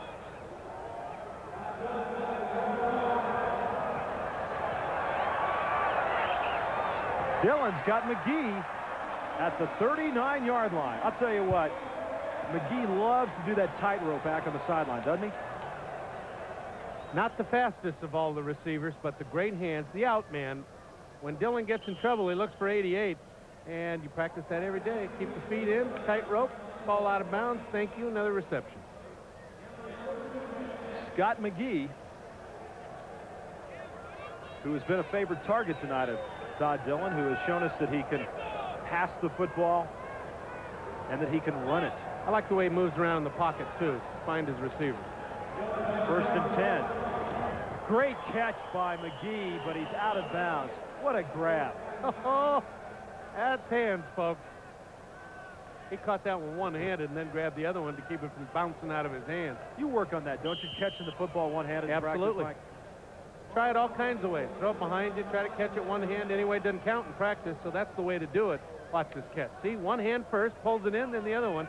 Couldn't get the feet down, though. Had the one down, it looked like, and Armstead made the push. 2nd and 10, 39-yard line, just underway. Second half from the Astrodome in Houston, Texas, 28-7. The Gamblers with the lead, and Dillon moves right up. Now he tripped on the infield of the Astrodome, right around second base, and he's shy of the first down by about a yard. I think he tripped on purpose. He saw a linebacker coming at him, take his head off. This might be the best game Dillon's played. And you would imagine that. Kelly's been out now for 3 games. This is his 3rd shot. And now, you know, he knows it's his job. He knows he's got his timing down. You can practice all you want at practice, but you got to play in the game to get effective. They lost to Birmingham 29-27. They lost to Denver 16-13. So they've lost by 5 points, a total of 5 points the last 2 weeks. This is 3rd down and 1. Fowler tripped, and I don't know if he got it. Once again, they were coming off the infield portion of the artificial turf, and I don't believe he got it. Oh, he's way short. But you're right, Roger. You caught it perfect. He went from the dirt to the AstroTurf, and that caused him to stumble and not even get back to the line of scrimmage. I don't understand, Mike, why they don't go ahead and just put the turf down on those. They do everywhere else. Yeah. Frank Corral done a good job punting the football. Mike Ulmer is the man back.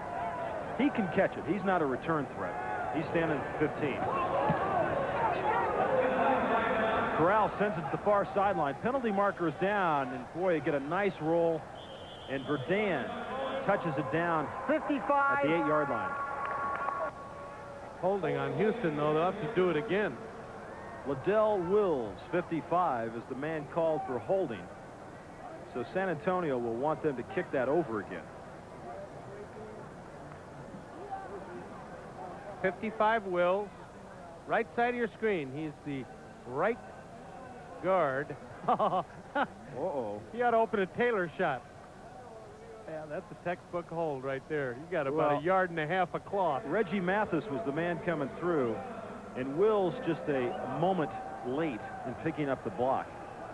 And every coach will tell you, hold him first. Don't let him block it. Absolutely.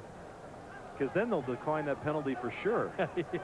yeah, and you'll be looking at trying to hold him out of the end zone. Corral now standing at the 22-yard line, and Ulmer's up to the 25.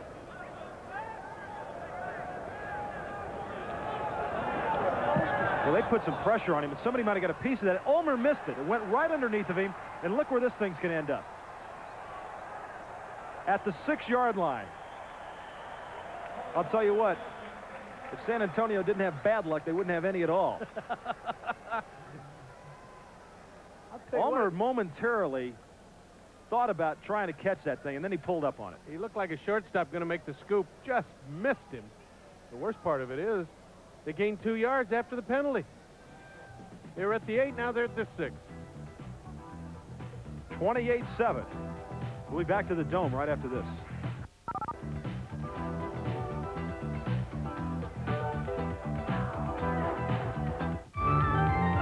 The Total Sports Tradition continues on ESPN Thursday. Speed Week sets the pace with television's most relied on motorsports report. Next, Superbouts takes you back to the Air and Fire Alexis Arguello Junior Welterweight title fight of '82. It was a knockout.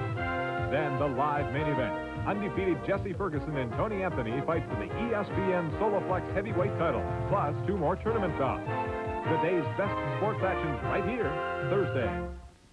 I refinished this beautiful piece all by myself, and I can't even change a light bulb. Formby's furniture refinisher can make a believer out of you because it works unlike anything you've ever seen. It dissolves old varnish lacquer shellac without stripping, sanding, or scraping.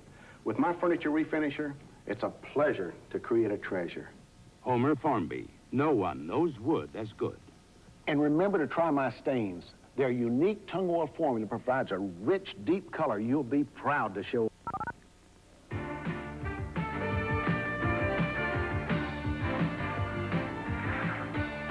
USFL on ESPN Monday night is brought to you by Mazda and the full line of sophisticated Mazda products. Roger Twyville, Mike Hafner with you. Neuheisel finds his tight end, Joey Hackett. Big, strong man out of Elon College, 6'5", 255. And he pulls defenders across the 15 up to the 18-yard line, and that'll be a San Antonio first down. Neuheisel likes his tight end tonight. And Roberts out of the backfield, and that's about it. Well, those have been the favored targets, as the wideouts have really not gotten involved in this San Antonio offense this year.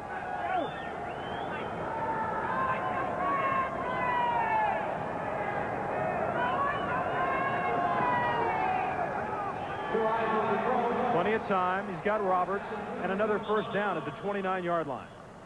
Graphic there you description go. of their offense, right? Hackett the first down, Roberts the second one.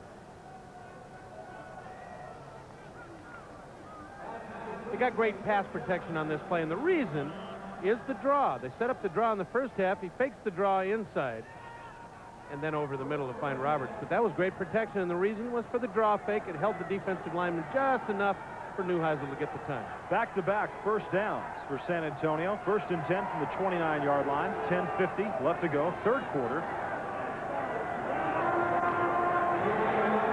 Neuheisel to Gordon. Another first down, this one at the 41-yard line. Mike Mitchell was the man on the coverage.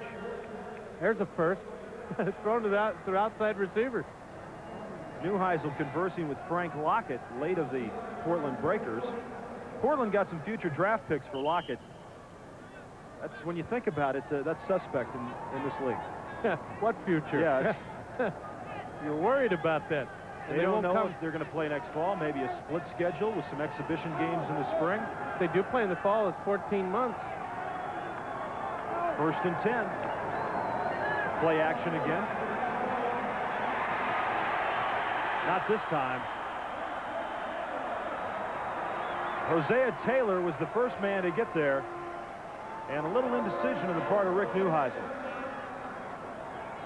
Houston defensive line has been putting tremendous pressure on Neuheisel the whole evening.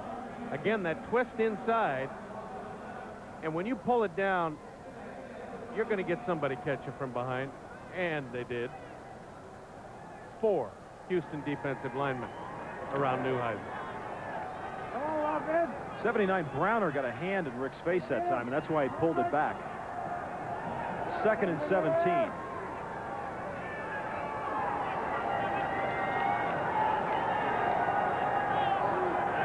They took too much time. No flags down. Intercepted. Luther Bradley one more time. Touchdown.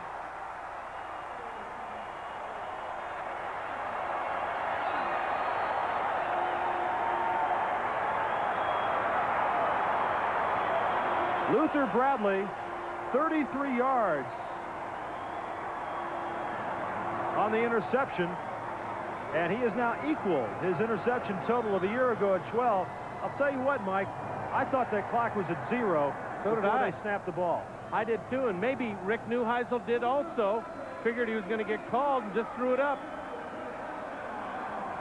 Again, it was a quick fake inside to Stamper.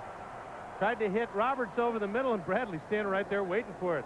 Gone to the well one too many times, and turned the white shirt around to stop Bradley.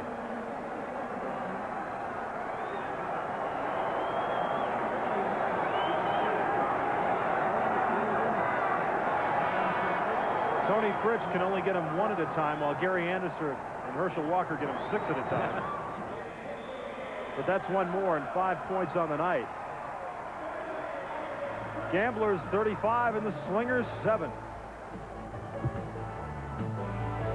Back to the Astrodome right after this.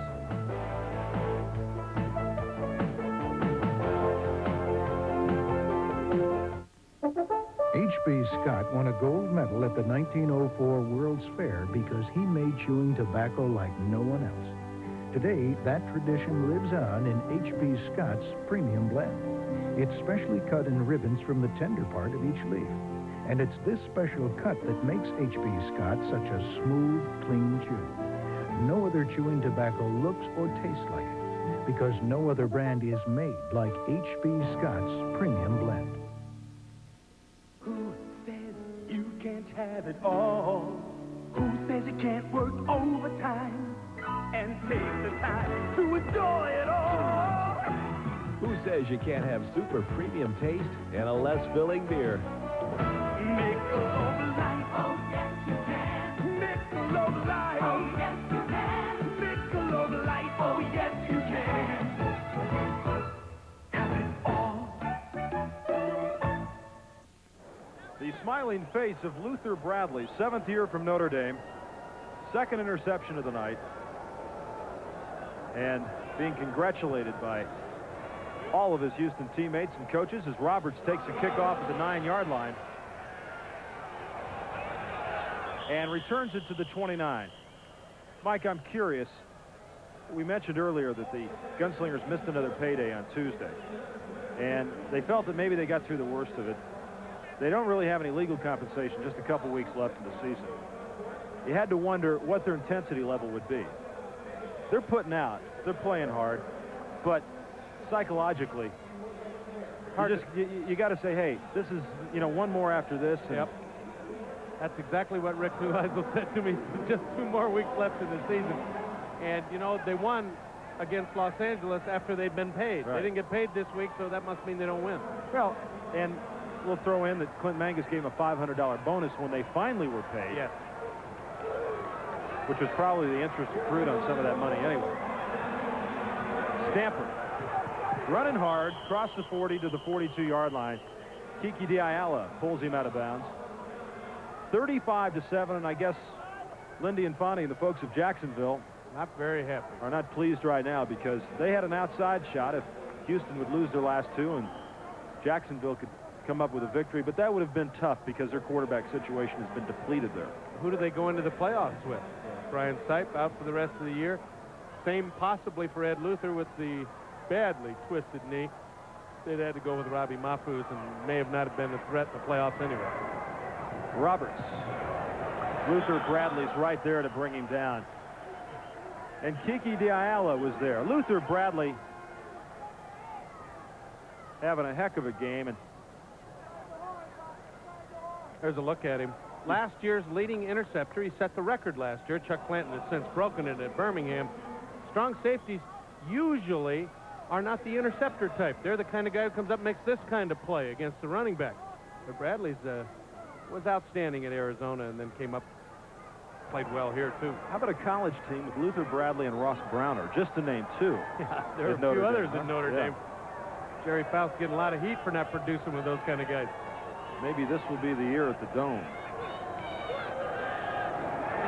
2nd and 11. Neuheisel downfield. Hadnot, his first reception of the night at the 38-yard line. Durwood Rockmore had to tangle with James Hadnot, all 6'5", 245 pounds of him. He was a fullback in his playing days in college, and they've just moved him to the tight end. He knows how to deliver a blow. I'm impressed with the way he catches the football, though, for an ex-fullback. Well, he had, I think, been expected to produce a lot more this year, and they're disappointed with Hadnot. As a matter of fact, Hackett finally beat him out. 1st and 10 for the Slingers. Look out. Neuheisel escapes Hawkins, throws it downfield, and on the near side, he's got Frank Lockett. The first reception for Lockett tonight. Andy Hawkins almost had him in the backfield. Blindside blitz. And it's a great athletic move by Neuheisel. Defensive line will take them straight on because they know the blitz is coming. They want to leave a space for one of their linebackers. And Hawkins had plenty of space, Andy. But Neuheisel made a good move to get away, and then a great throw to get it to Lockett. And Roberts threw that infamous lookout block. Look out, here he comes, Rick. Good job by Lockett to get open after all that problem. 1st and 10, so San Antonio's been racking up some first downs in this third quarter, but the interception stalled them. And Neuheisel in trouble. Has got Roberts inside the 10 at the 9-yard line. Durwood Rockmore once again, the man to make the stop. So the Houston defense playing a little loose right now, giving them the short stuff. Backing off. No, they're not going to hurt him with the running game. Going to give him the short stuff, but Neuheisel knows that. And he knows that if he breaks, he'll draw the linebackers up. When he does that, it opens up Roberts. That it gets him in between the seam. Roberts got a first down inside the 10-yard line. Good job by Neuheisel moving himself around to get people open. Less than 7 minutes to go. Third quarter. Gamblers lead at 35-7. 1st and goal from the 9. Stamper's the lone setback. You want to throw here, Roger. Houston blitzing. Far corner to Gordon. Some contact back there. Mike Mitchell was the man defending. Tried to run the fade route. Rick tried to outguess him by throwing it over the inside shoulder, but Mike Mitchell did a great job of getting in the way of Gordon so he couldn't come back inside. Neuheisel looking at his play chart on his left forearm. And receiving signals from Whit Taylor, backup quarterback on the side. They just go 1, 2, 7, 6, and you look on your list and pick it up. Rick said a guy tried to rip it off his arm one night, try to get the plays in advance. He said it wouldn't do him any good. 2nd and goal from the 9-yard line.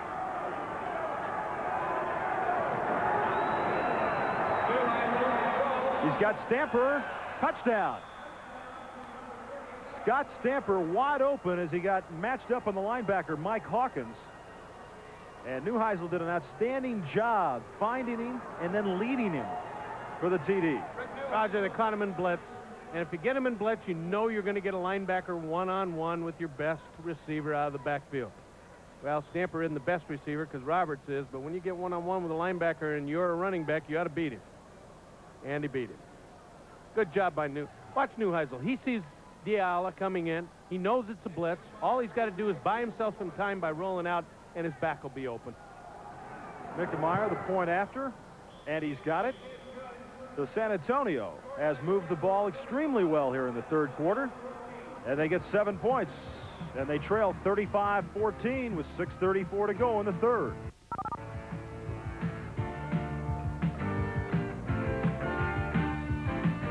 Now, a special message to all credit union members. Have you ever stopped to think that today's sky-high hospital bills could wipe out the savings in your credit union share account? If so, get ready for a phone number because I'm going to tell you how to get an exceptional hospital cash plan now being offered exclusively to credit union members. This is a low-cost group insurance plan that pays you up to $50 a day, $1,500 a month cash, starting the very first day you're hospitalized. If you belong to a credit union, you automatically qualify. You can't be turned down. We guarantee it. Just call this toll-free number to get free information on this offer made exclusively to credit union members and their families. There's no obligation. Here's all you do.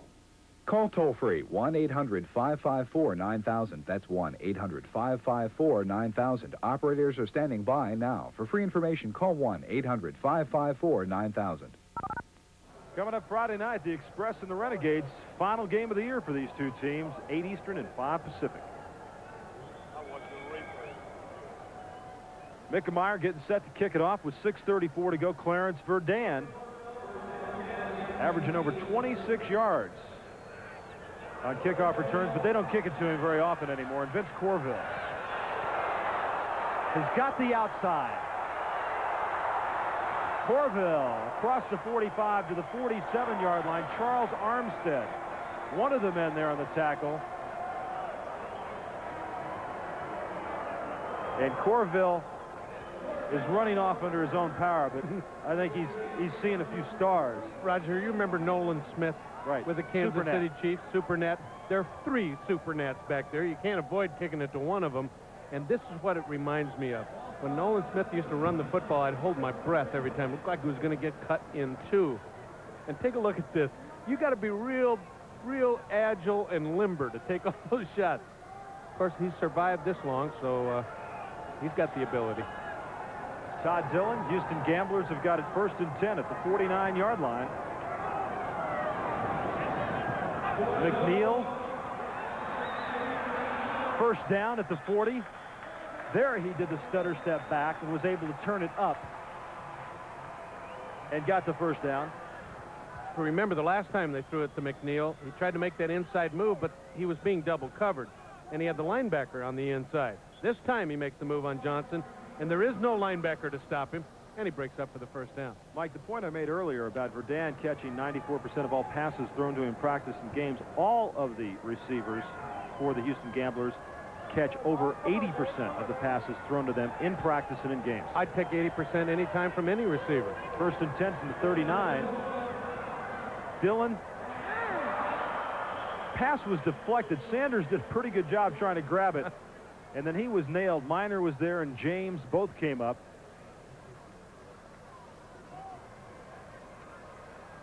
Maybe that's one of the reasons that Kelly completed 63% of his passes before he was...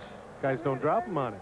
Yes, that ball was tipped. Sanders tried to make the great catch. Look at how long it stays up in the air. Bounced off the top of his helmet and almost got picked off. Let's go, baby. Let's go now. Come on, man. 2nd and 10 at the 39-yard line. Gerald McNeil now has 999 yards receiving on this season. Dillon has Sanders, first down, inside the 30, down to the 27-yard line as the Gamblers just keep on racking that yardage up. San Antonio secondary's lost interest. I mean, they're getting people open, and I mean wide open. It's not like there are 2-3 people hanging on them when they make the catch. Well, it's a very thin secondary at that, especially with Jim Bob Morris out of the game with an injury. They really only have 2 legitimate backups now, and Mike Ulmer and Leon Williams. You mentioned McNeil's got 999 yards. Verdun's real close, 967. So they both could go over 1,000 tonight. 1st and 10 from the 27-yard line. They spin it back to Vince Corville. He cuts it inside, gets a couple of blocks inside the 20 to the 19-yard line. And I'll tell you, a fine block by the center for the Houston Gamblers, Billy Kidd. Now, this is an example of the offensive lineman getting outside in a hurry and making that block. Look at this. I'll tell you what, yeah, oh, great block by Kidd. And Corville will come back to the huddle and give him a high five for that. Got him 5 extra yards. Yep. They mark it at the 20, 2nd down and 3. 4:30 left to go, 3rd quarter, 35-14. Houston's lost 5 of their last 6 and 2 in a row, and Dillon goes deep to Verdun. Touchdown!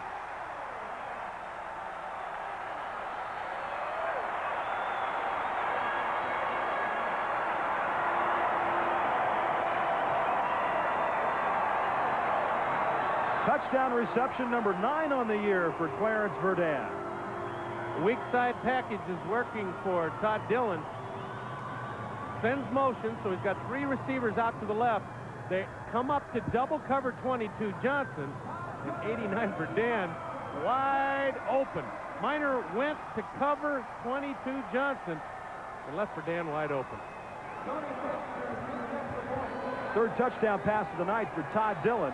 And Tony Fritsch one more time.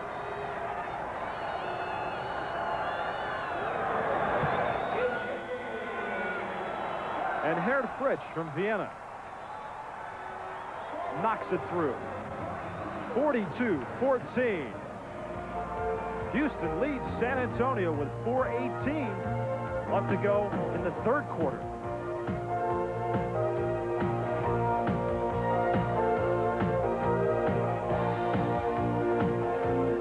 Here in the driver's seat, I can tell you real quickly if I'm driving a true road car or something else. This Mazda 626 lives up to the name. Nice wheeling overhead cam engine, smooth shifting 5-speed, even adjustable suspension. This car really likes to run.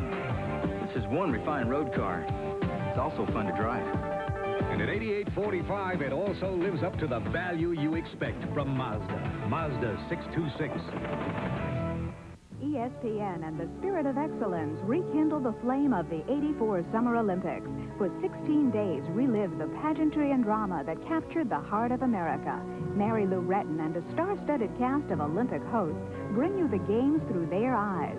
Our Los Angeles experience focuses on major sports themes, previously unseen events, plus behind-the-scenes insights from America's biggest sports spectacle. The Spirit lives on, starting June 29th on ESPN.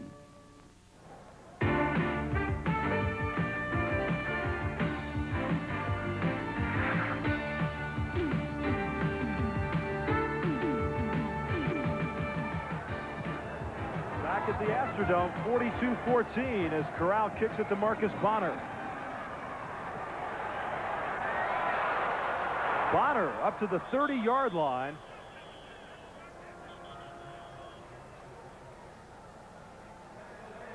Lloyd Lewis made the tackle, and a great acrobatic catch by Clarence Verdun. And then this is the fun league. Yeah, and here's some more acrobatics. That's not a bad move. About a 34-inch vertical jump under the legs, and then a spike over the back in your face. That's like freestyle gymnastics, floor exercise. Do we get 6.5, 7, 7, 7 throughout the high and the low, and he scores 42 points. Less than 4 minutes to go, third quarter.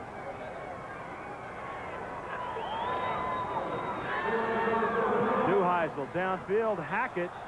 Nice. No good, no. They say he trapped it. Well, he's had Hackett down the middle all night long. Joey Hackett with almost a circus catch. Not bad for big man. Oh, yeah. Slipped right through. Tried to fool him, though, and pull it back inside. So the Houston Gamblers moving closer and closer to that playoff spot. And with that in mind, another week to go in the regular season, and maybe in 2 weeks, maybe Jim Kelly would be ready. He says he will be. I'll believe it when I see it. Maybe the second playoff game. If they can get by the first one, he might be able to play. 2nd and 10. 31-yard line. Stamper. First down to the 47-yard line. And Rich Garza, the center, number 61, doing a fine job blocking downfield. As they brought the backers that time, the Hawkins brothers came in, and Neuheisel just flipped it out and found Stamper. Perfect call when he got the blitz. The screen pass outside Scott Stamper, and he does an outstanding job of setting up his blockers after the screen. There's Garza, 61. And that's all you need to do. And Lockett, same way. That's all you got to do. You got first down yardage. Sometimes the best blocks are the ones you never really make. You just kind of get in the way. I've made a lot of those. A couple of yards by Don Roberts. Clock running with 2:43 to go in the third quarter. 42-14. The highest point output of the year for the Houston Gamblers, 50 against Tampa Bay. The second game of the season. Mm-hmm. And on one other occasion, they did score 45 against Portland. They get a bunch against Denver, too, didn't they? 36-17. Yeah. 2nd and 8.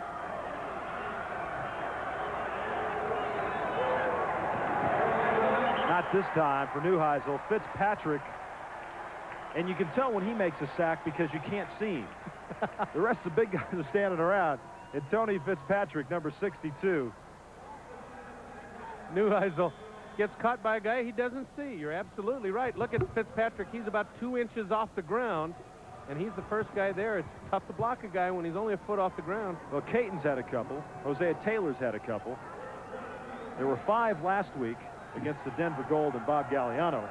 And so far tonight, 5 against Rick Neuheisel and the San Antonio Gunslingers. And it's early. Yeah, and San Antonio's going to be throwing it a few more times before the night's over. Neuheisel going deep to Lockett. He's got him open. Couldn't catch it. And when he finally did catch it, he was out of bounds.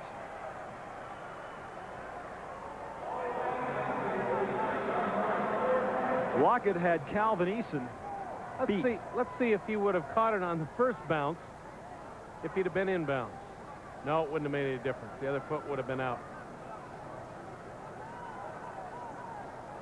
Nice throw by Neuheisel. All right, Mickemeier's been a busy guy. 4th and 17. McNeil standing at the 25. Hey, they're all fired up now. I wouldn't be surprised to see McNeil run this one right back down their throat. I think Houston's going to put a big hurt here on San Antonio. We might see a lot of points because you don't sit on it in the run and shoot. No, it's just a fact of life. You can't. It can't be done. High punt. McNeil's going to take it at the 30. He slips by some folks. Let's see if Hafner's right. He's got a block. Mickemeier's the last man there, and he got him. Mickemeier knocked him out at the 34-yard line.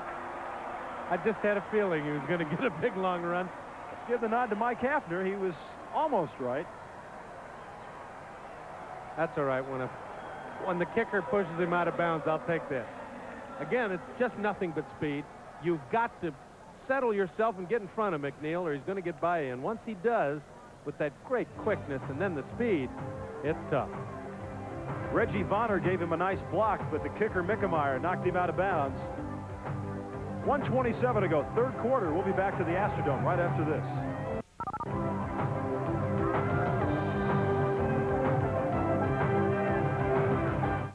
I refinished this beautiful piece all by myself, and I can't even change a light bulb. Formby's Furniture Refinisher can make a believer out of you because it works unlike anything you've ever seen. It dissolves old varnish lacquer shellac without stripping, sanding, or scraping. With my Furniture Refinisher, it's a pleasure to create a treasure. Homer Formby. No one knows wood as good. And remember to try my stains. Their unique tung oil formula provides a rich, deep color you'll be proud to show off. Tuesday, Dr. J and an auto racing doubleheader. First, a talk with baseball's Tommy John and much more on Sports Focus. Next, Jackie Stewart's Our Man at the Canadian Grand Prix. No one has more Formula One action or covers it better than ESPN. Then we'll shift gears to the NASCAR circuit and the thrills at Pocono Raceway. It's the $300,000 Vanscoy Diamond Mine 500. 4 great hours of racing and more Tuesday. Roger Twyville, Mike Hafner back with you at the Astrodome. 40-yard punt return by Gerald McNeil, and it's first down and 10 at the 32-yard line of San Antonio for the Houston Gamblers. Dylan Corville inside the 20 to the 19-yard line. We're going to watch a couple of guys in Clarence Verdun and Gerald McNeil because they're nearing 1,000 yards in receptions this year.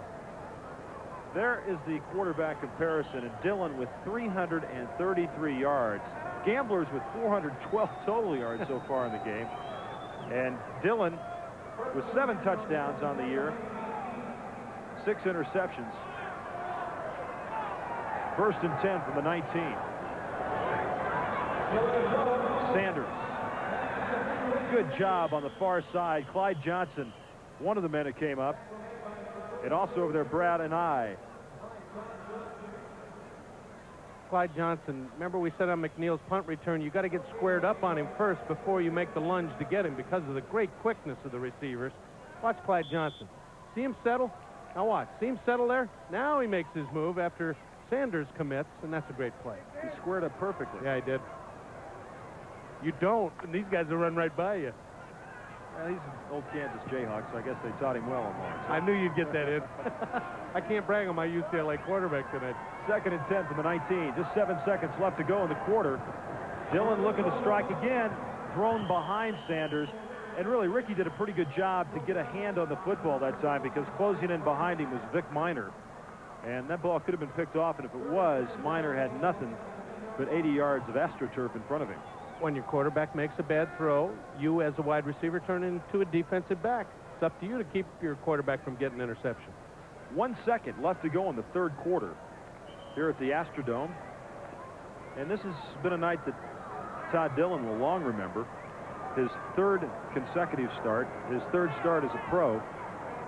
And after a couple of tough losses to Birmingham and Denver, it's all come together for the young man out of Cal State Long Beach. 3rd and 10.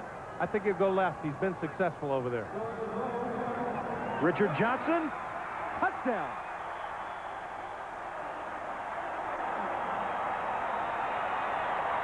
Well, Todd Dillon's on top of his game. So's Mike Hafner. 4th touchdown pass of the night for Todd Dillon. And Richard Johnson on the receiving end. There's the motion to the left by Johnson and the roll left. Then he cuts back inside. This is the one that got picked off earlier at the goal line. This time Dillon puts it in, and Johnson holds on and gets his touchdown. His 14th of the year. And of course, he is over 1,200 yards in receptions this season. Again, the left roll, that's where they've been successful. And then back across and just wide open against the zone back there. First time they didn't double team him, Roger. Cost him 6. Cost him dearly.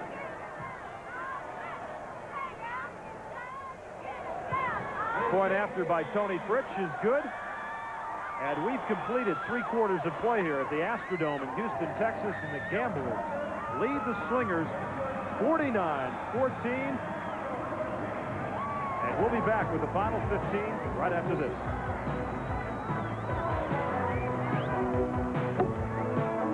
At $63.95, you could like the all-new 1986 Mazda B2000 SE5 for its price alone. Or for its radial, spoker wheels, 40 stripes and mirrors, step bumper, and double wall bed, all standard. And of course, there's the $63.95 price, plus the surprisingly roomy, quiet interior with a 5-speed. And that $63.95 price means you can now experience a sporty truck, priced close to Toyota's and Nissan's base trucks. Mazda SE5. Dad, send the money by noon, or you won't be coming to my graduation in June. Send the money today, or your father and I couldn't be washed away. Darling, I've run into a little trouble. Could you send $150 on the double? To send someone money fast, come to Western Union. We'll make sure it gets to any of our 9,000 locations, usually in 15 minutes or less. That's okay. I'll get the door. Western Union, the fastest way to send money. Welcome back to the Astrodome. Starting the 4th quarter.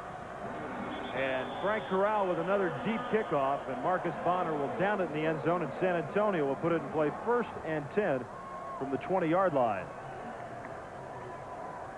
The Gamblers scored 28 points in the 2nd quarter, 21 in the 3rd. And there are the stats. 443 total yards. Oh. Look, at the time of possession is about exactly the same. Shows you how quickly Houston can score and how inept San Antonio's offense is tonight. Houston averages over 383 total yards a game, so they are well on their way to 500. Neuheisel going deep to Hackett. Bradley's with him. Hackett makes the catch. He's brought down at the 40-yard line, and that has been there all night, Mike. It has.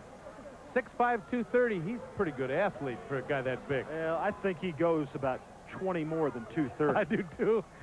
We're just going by what's listed on the shot. And again, Neuheisel knows who's getting open tonight. If it's not Robert Short, it's Hackett deep. Neuheisel makes a great throw. And there's the result. Nice catch by Joey Hackett. That's tough for a big man lumbering down the middle, keep his concentration when the ball hangs in the air that long. And they'll give him a breather because James Hadnot, number 48, is checked in the game. 1st and 10 at the 39, 49-14.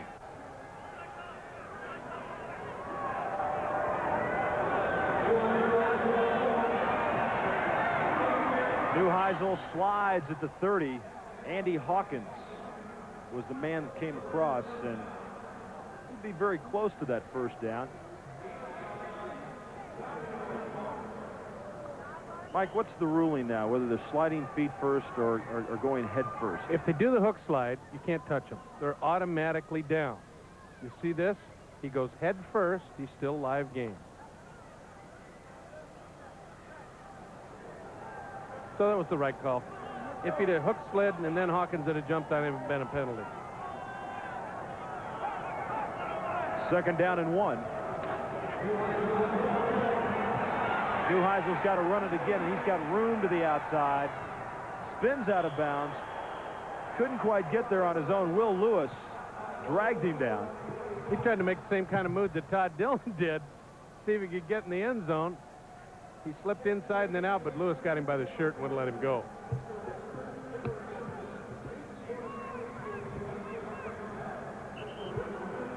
Neuheisel figures, hey, you can't do that to me. Andy Hawkins came in with a little slap at the face. And hey, come on, give me 49-14, guys. By the way, 54 points by Houston and by Birmingham last year, the USFL highs. And another TD, and that's another record. 1st and 10 at the 23. Swinging out to Roberts. He's going nowhere because right in his face was 59 Andy Hawkins. Look at Hawkins. There, remember, you burned me once before on the screen pass. I ain't going to fall for it twice. He was shaking his finger at the coaching sidelines at San Antonio saying, hey, just because you got me once, don't fall for it again. You can do those kind of things when you're up 48-14. Yes, you can. If it was a close game, they'd come right after Mr. Hawkins again. 12:36 left to go in this football game. Houston Gamblers will be moving on to the USFL playoffs. They have a game left next Monday night against Oakland right here in the Astrodome. Neuheisel going to Lockett, and nice deflection over there. Will Lewis was the man on the coverage, and he got a hand on it. If he doesn't tip that, Rod, Mr. Lockett's in the end zone. Take a look. Combination pattern. Roberts on the inside, trying to freeze the safety. Now watch Will Lewis just get a little bit of it, and it slips off the hands of Lockett. Well, he made the decision that time to play the ball rather than the man. Yeah. And it was the right one. Sometimes that's a mistake, though. No, I think Lockett would have made the reception if he had played him. It was a well-thrown ball. True. 3rd and 16 at the 29. This is 4-down territory, folks, from here on out for San Antonio, right? They got a long bus ride back to the Alamo City after this one. They did come down the bus. Oh, and that time Stamper was not even looking. Neuheisel had a lot of pressure coming in. Diayala was there, and he wanted to get rid of it, and he dumped it off to Stamper. And on a 4th down and 16, Rick will stay in there. A field goal doesn't do you any good either. Touchdown doesn't do you much good. This is a 14-7 football game with about 1:40 to go in the half, and San Antonio decided, well, they'd try to sit on it for the rest of the half, and cost them 2 quick touchdowns. Quicker than you can say Durwood Rockmore. They got 14 points.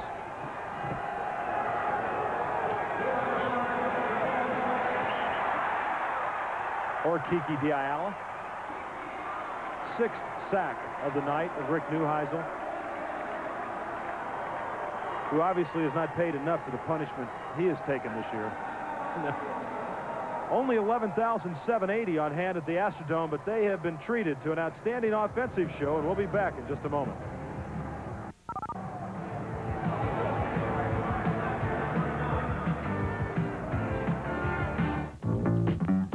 you can have the famous Nautilus physique without leaving the comfort and privacy of your own home. Urban General brings you Easy Trim, the amazing handheld health club designed to work on 14 major muscle groups. For sleeker hips and thighs, Easy Trim works just like the Nautilus machine. Double chins are a thing of the past when you use Easy Trim. A shapelier bust can soon be yours. As an added bonus, Easy Trim is also a terrific stomach flattener and firmer. Simply use Easy Trim 20 minutes a day, 3 days a week for 4 weeks, and you will see and feel the difference. If you are not completely satisfied in 30 days, Urban General will fully refund your money. Get Easy Trim, the affordable portable exercenter, for just $29.95. That's right, just $29.95. And Easy Trim comes with a complete exercise program and is fully guaranteed. Shape up, trim down. Here's how to order. Use your credit card for rush delivery by calling 1-800-331-2000. That's 1-800-331-2000. Or send check or money order for $29.95 plus $2.95 shipping and handling to Easy Trim. P.O. Box 3500, Department A, West Caldwell, New Jersey, 07006. Bruce Threadgill is the new quarterback for the Houston Gamblers, and he has not thrown a pass this year. Matter of fact, this will be his first appearance at quarterback. First snap. He does play on special teams for him when Kelly's in there. But and he can play some wide receiver, right. too. But with Kelly's injury, he has not played on those special teams. He's a lefty. And he is dragged down from behind right at midfield, and it'll be close to a first down. Todd Dillon, 4 touchdown passes on the night, 25 of 33 for 365 yards. Kelly numbers, huh? And Jim Kelly's going to go over and sit down by and say, hey, Todd, back off. That was a great job, pal, but remember, I'm going to be back in a couple I'm the of guy weeks. they pay here to play quarterback. Threadgill took a couple snaps in the NFL for the Washington Redskins before they got another number 7 named Theismann. Well, he's got the double wristband, so you know he knows how to dress. And flags go down all over. 11 minutes, 7 seconds left to go in this game. False start on the offense, still first down. Yeah, we'll give Bill Parkinson a 5-yard penalty for getting to turn on his microphone. New quarterback, offensive lineman, not used to the snap count, not used to his rhythm. You got a lot of new offensive linemen in there. Carl Allen's in at center. Scott Boucher's 60's in there. Brian Dawson, 72. First and 15. Johnson's in motion. Threadgill's got it wide open on the other side. Oh, and he gets a block from Johnson. And he dives down to the 40, and it'll be close to the first down.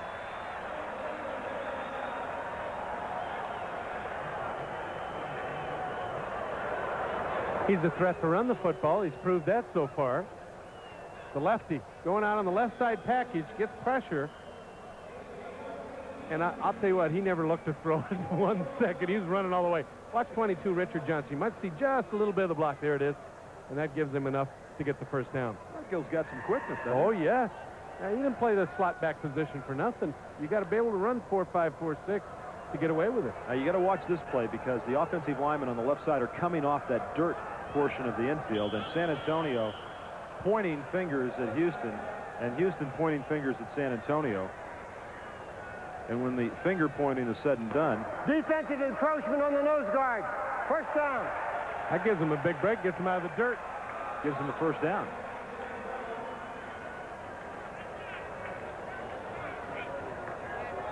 So the USFL playoff picture is set now, with Houston being the last team in. 5 teams from the east, 3 from the west. And as far as the conference champions, Oakland and to be West, decided. and Birmingham, New Jersey will play this Sunday.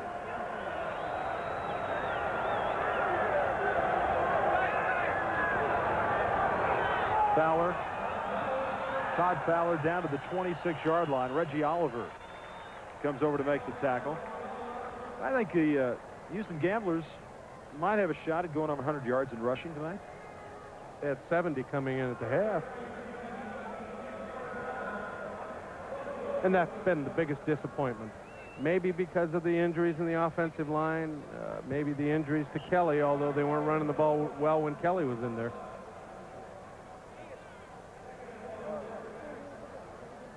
Second down and 1. Clock running with 9:40 left to go in this game. Bruce Threadgill, the third-string quarterback, in there now. And Johnson will go in motion.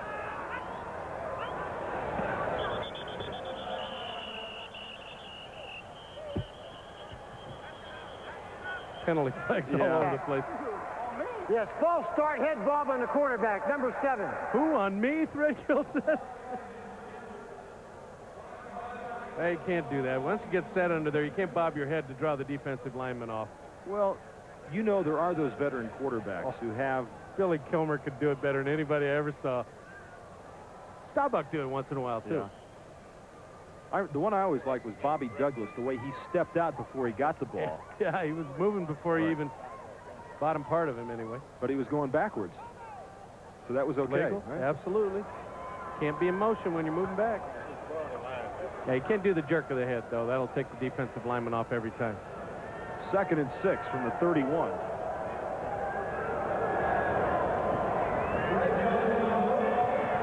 Threadgill going down the middle. Intercepted. Have to wait for the ruling. Did he catch it or not?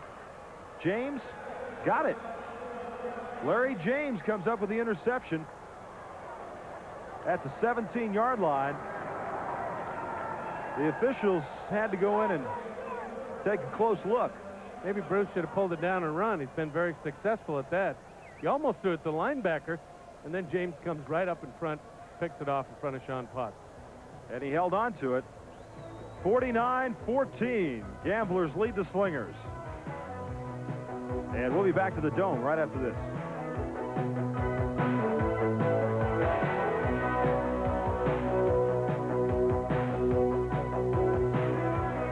I've driven a lot of cars priced under $8,500, but it didn't show me very much. This Mazda 626 shows me a lot.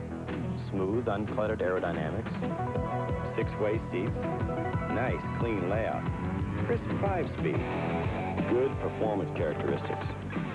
Lots of fun for the money, I'd say. At $84.95, it's one road car that'll show you what road car value's all about. Mazda 626.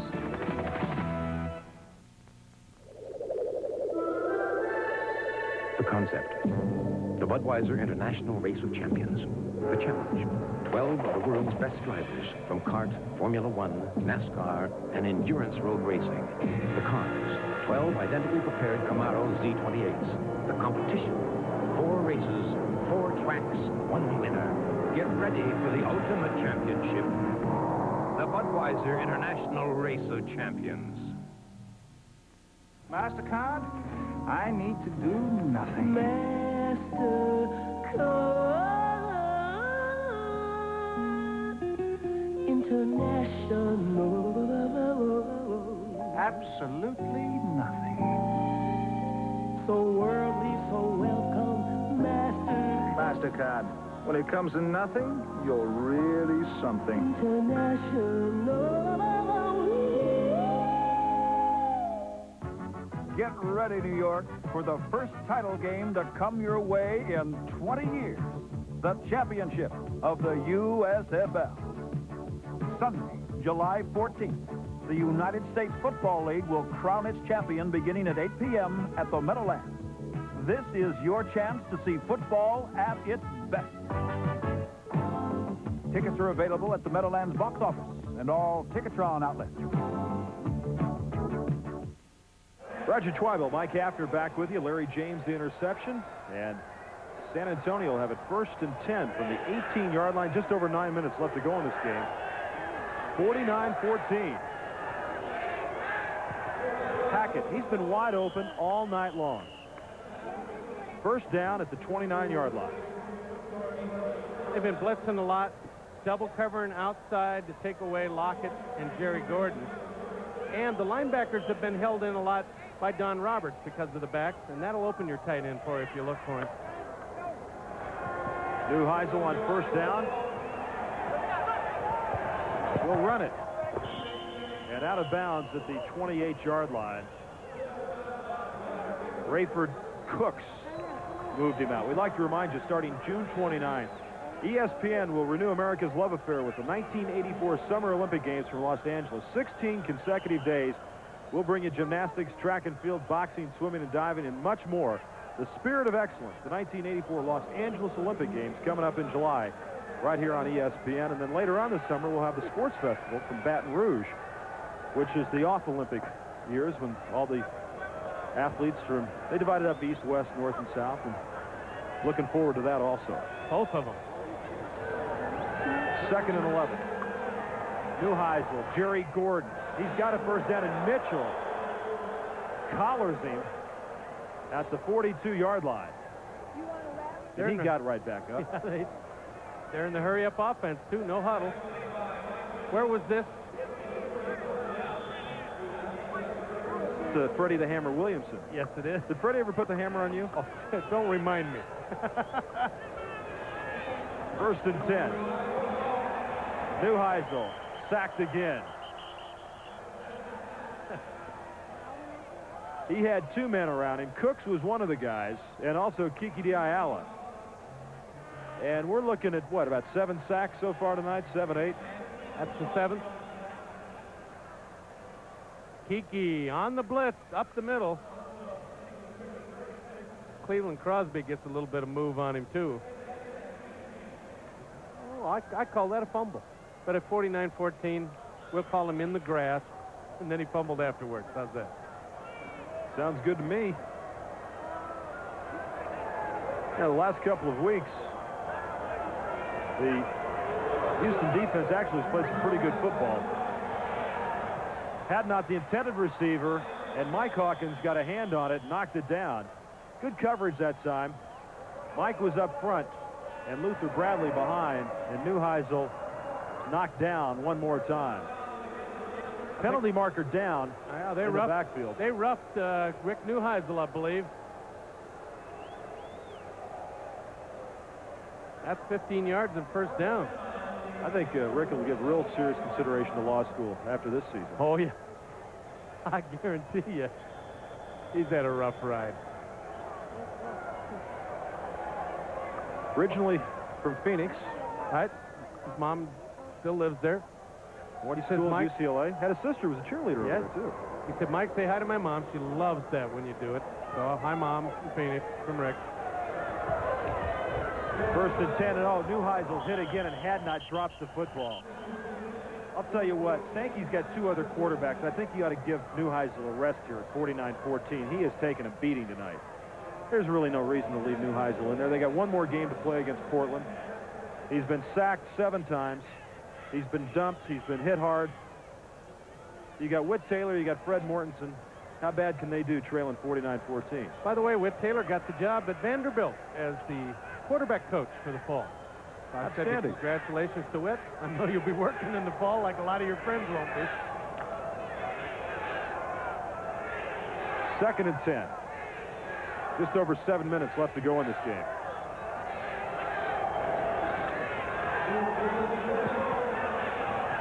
Neuheisel, Lockett, first down. Lockett still on his feet. And at the 19-yard line, Dennis Devon finally makes the tackle. Nobody wanted Lockett. Houston Maybe they thought he'd fall down or something. Houston is as disinterested as San Antonio. Neuheisel moving around, buying himself some time to get somebody open on the crossing pattern. There, Will Lewis had a hold of him. He tried to strip the ball out. That's what it was, instead of make the tackle. And Mike Mitchell misses him.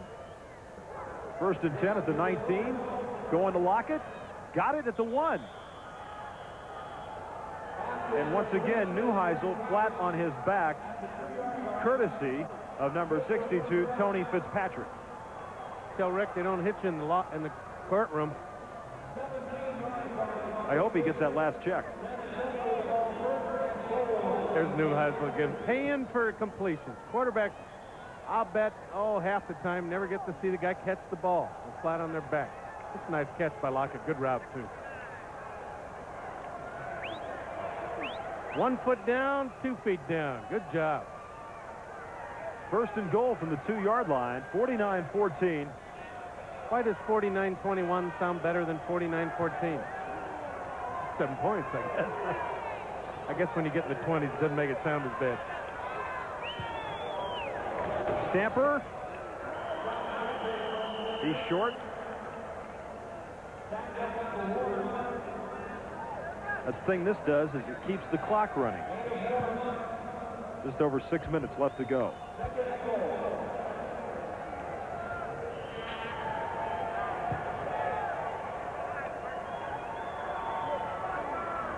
You gotta like San Antonio. They could have gone in the tank a long time ago. Here they are. Big long drive. Gonna get in the end zone.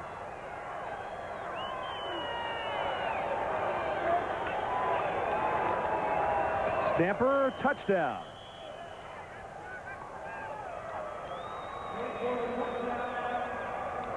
Scott Stamper with his 6th touchdown of the year. 3 backs in the backfield. That means you have 2 lead blockers and your normal offensive line blocking. There's the 2 lead blockers. Stamper right behind them. Bowls into the end zone, but the surge was done by the offensive line and the 2 lead blockers. Here's another good look. Larry Canada with a good block inside. And Mickemeyer to attempt the point after. And it's good. So with 5:36 left to go in this game, it's the Gamblers 49 and the Slingers 21.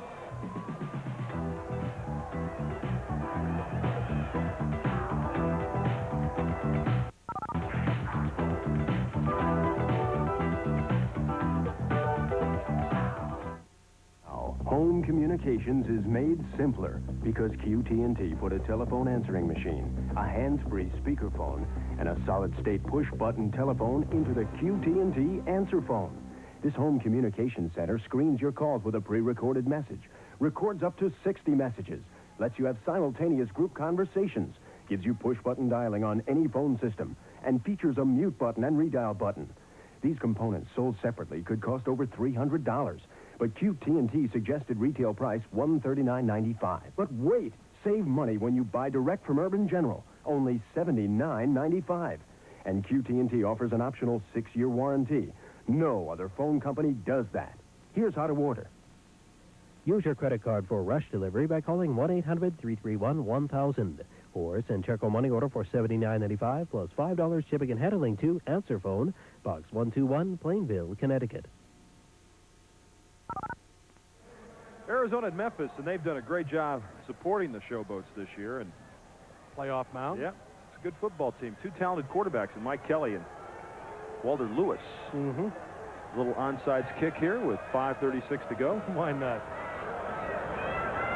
Now Mickemeyer just screams it down the middle. Corville picks it up. He was in good position for the return. Goes to the outside and runs it out of bounds at the 46-yard line. So Bruce Threadgill will try to get the Gamblers over the 50-point mark when we return to the Astrodome in Houston.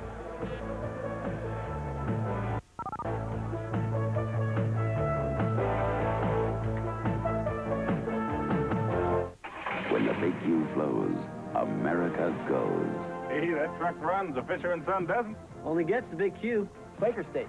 Well, you can depend on number 1. Fuel pop, they start with Pennsylvania-grade crude. Nothing like Quaker State. It's a one-of-a-kind formula. Stable viscosity, keeps the oil flowing, protecting, no matter what. No substitute for quality. I got 2 great partners. Quaker State. The big Q stands for quality. Always has, always will.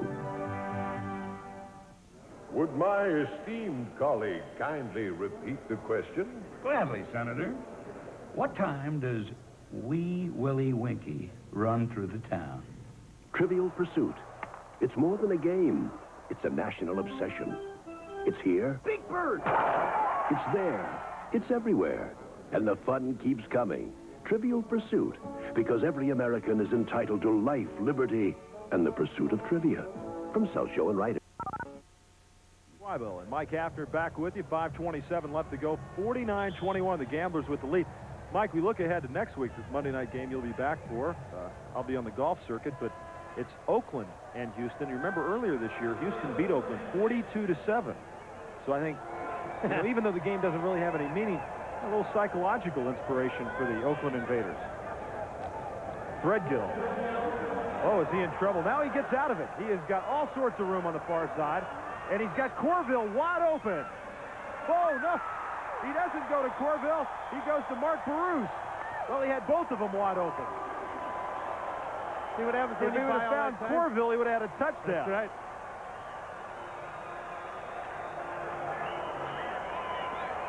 Threadgill did this all by himself. Defense figure, especially the secondary, hey, he's going to get sacked. He's in all kinds of trouble. They're going to get him from the backside. Then he makes a quick move to get out. Great peripheral vision. Yeah, I think it was a great guess. Unless he got eyes in the back of his head. And there wasn't anybody around when he threw it. And there's the result. And as you said, Corville was down the field even farther, wide open. Nobody was there. Bruce makes the reception. The ball is inside the 15. Fox running 4:29. They're over 500 yards tonight. 517 yards total offense. 1st and 10. Make it the 14-yard line. Going to hand it to Sean Potts. And he trips. He gets a couple.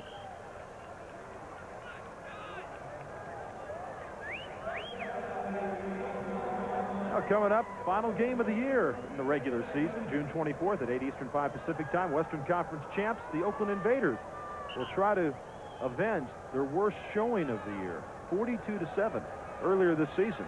Both teams are already clinched, but incentive on both sides. Invaders would like to get a little revenge for getting beat. And I think Dylan would like to say, hey, can I do it again so I can go into the playoffs and give Kelly another week's rest? And get on a roll. Look at that total yardage, 519. 2nd and 8. Threadgill intercepted in the end zone, and it's that man once again, Larry James, his 2nd interception of a Threadgill pass. So the last 2 possessions for Houston, Larry James is coming. There's Bill Bradley over to offer his congratulations. Not a bad DB in Texas in his day. With the Eagles. Yep. Another look. And again, if you haven't played in the game time, he let it slip over the top a little bit. He had a man open, Sean Potts. But James is even more wide open when he gets it there. Nice grab by James. I don't know who he was going for. He was coming underneath. He couldn't see him. He threw it a little late and a little high, and James was right there. So Neuheisel gets it again. Well, Rick's, I don't know if that's good or bad. Hey, he's getting paid the most. This owner likes to keep him out on the field to earn their money. Only guy in 6 figures on the team, right? That's right. Throws it underneath. That's Hagan, a big fullback. Mike Hagan out of Montana. And he's up to the 34-yard line. Clock running with 3:17 left to go. Both teams with all their timeouts left. White 82 is the call. That means going outside. 80s are wide receivers. Tight end running an underneath pattern. Gonna get Look out, Rick. Look out. Help you, Andy. Dragged down. Mike Hawkins. 9. We got him unofficially 9 sacks tonight. They got the blitz coming this time. Neuheisel knows that he's looking for somebody to throw too quickly. Hagan didn't come out of the backfield because he had to pick up the blitz. And you get trouble then. 2nd and a bunch. Let's go.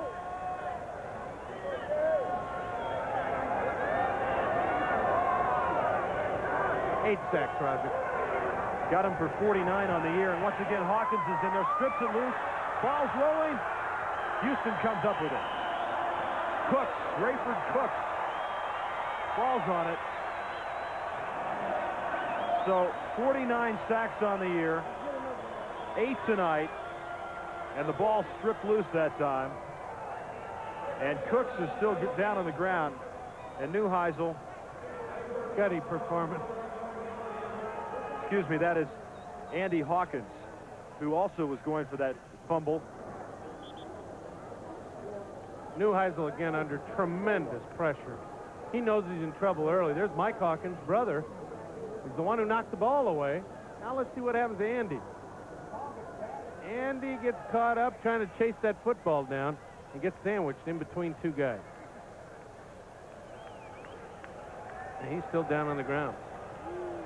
Knocked the wind out of him, maybe? Well, it looked like they're looking at his right arm, right shoulder. 2:28 left to go, and they will tend to Andy Hawkins. Here's what's happening. Week number 18 of the regular season. L.A. and Orlando, see you after that. That's it. They'll take some time off, or who knows. Arizona at Memphis. Arizona out of playoff picture. Heck of a run, though, at the end. They finished strong, and a win would give them a 9-9 record. And then Sunday, the big game, Birmingham at New Jersey. That's for the Eastern Conference title. Denver at Jacksonville. And Jacksonville, with the victory by Houston, is out of it. Portland at San Antonio. Dick Corey's team has played well the final few weeks of the season.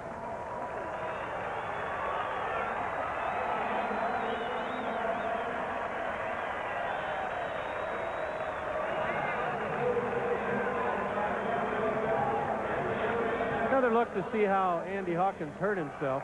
Mike is the one that stripped. Brother strips it out. Now watch. He probably puts his arm down there to get after it and gets it crunched. Now it's hard to tell, but you can see him grab it. Maybe the wrist. Yeah. 9 sacks now. Jerry Argovitz, the managing partner of the Gamblers. So 50 sacks on the year, and he got 36 interceptions. Threadgill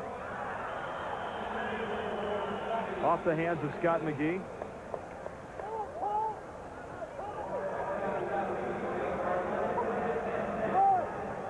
Helped Jack Pardee and Todd Dillon. Boy, Jack, you know, he couldn't emphasize enough how much they needed this win. And really a convincing victory, too. Sure.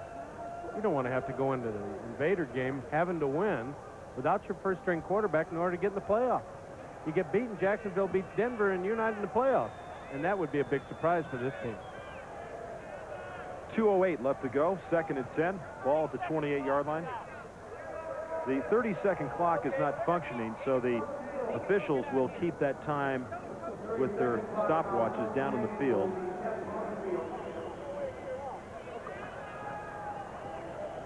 Well, Bruce Threadgill has thrown a couple of interceptions. He's shown us some great scrambling ability. Maybe he ought to not throw it at all. But he has not been getting a lot of work in practice because Dillon has needed that work. That's right. Sean Potts inside the 15 to the 14-yard line. And it's a first down. And we've reached the 2-minute warning.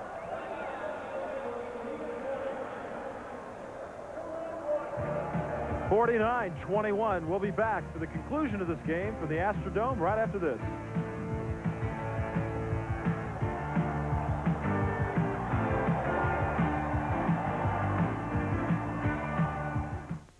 When the big U flows, America goes. Hey, that truck runs. A Fisher & Son doesn't. Only gets the big Q. Quaker State. Well, you can depend on number one. Fuel pop, they start with Pennsylvania-grade crude. Nothing like Quaker State. It's a one-of-a-kind formula. Stable viscosity, keeps the oil flowing, protecting, no matter what. No substitute for quality. I got 2 great partners. Quaker State. The big Q stands for quality. Always has, always will. Would my esteemed colleague kindly repeat the question? Gladly, Senator. What time does Wee Willie Winkie run through the town? Trivial Pursuit. It's more than a game. It's a national obsession. It's here. Big Bird! It's there. It's everywhere. And the fun keeps coming. Trivial Pursuit. Because every American is entitled to life, liberty, and the pursuit of trivia. From South Show and Writer. We have been fascinated from the beginning. As a machine, the human body remains a supreme invention. To unlock its potential, we offer SoloFlex. Simple and efficient, like the body itself. Which may explain why SoloFlex looks less like a machine and more like a work of art.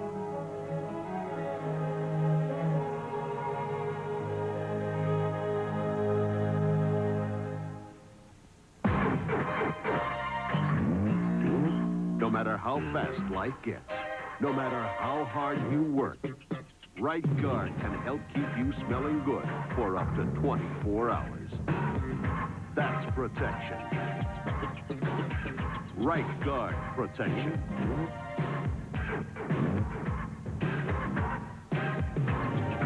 You work hard to meet Right Guard.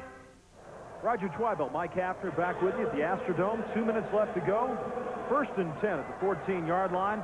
Bruce Threadgill, the 3rd-string quarterback for the Gamblers, and Houston with 533 yards total offense tonight. See if he can keep him throwing the intercept here. Sean Potts got some blockers. Down to the 5-yard line. And close to a first down. I think if it had gone outside, he might have scored. I think He had that's the where blockers out there. I think that's where they were. They mark it right at the 5. He'd be just shy of the first down. Sean Potts, one of those wide receivers that doesn't see quite that much action. Second-year man from Bowling Green. Got the right size, though. 5'8", 150. Aren't they all 5'8", 150? Just stamp them out. They got a cookie cutter. Clock running with 1:20 left to go.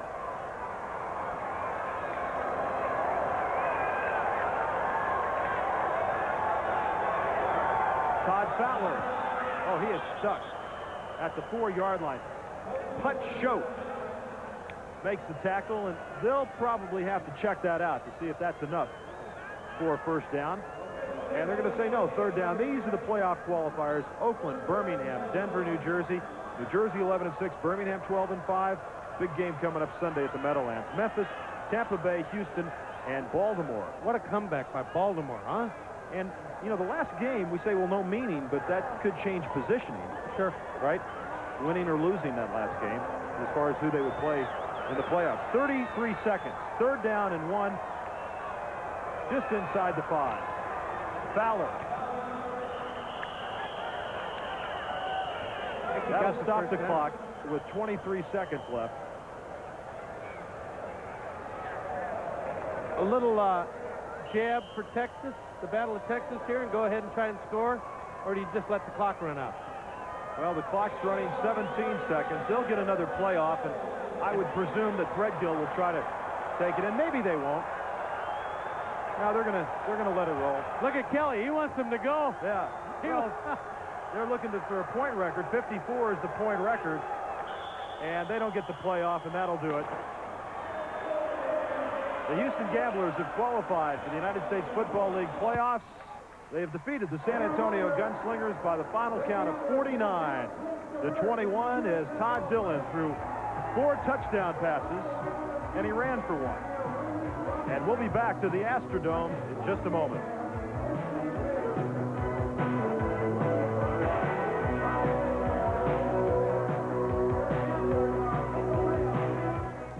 I'm here to tell you all you get by ordering Sports Illustrated now. And I'm here to make sure he gets it right. Get it right. Yes, sir. Mr. Alzado. Sports Illustrated not only gives you unbeatable weekly football coverage, they'll knock you over with their big 1985 college and pro football spectacular. And it is spectacular. Go on. It's filled with football. Full-color football. A bright look at the players and teams and the games they play. It's a lot of great stuff you don't find anywhere else.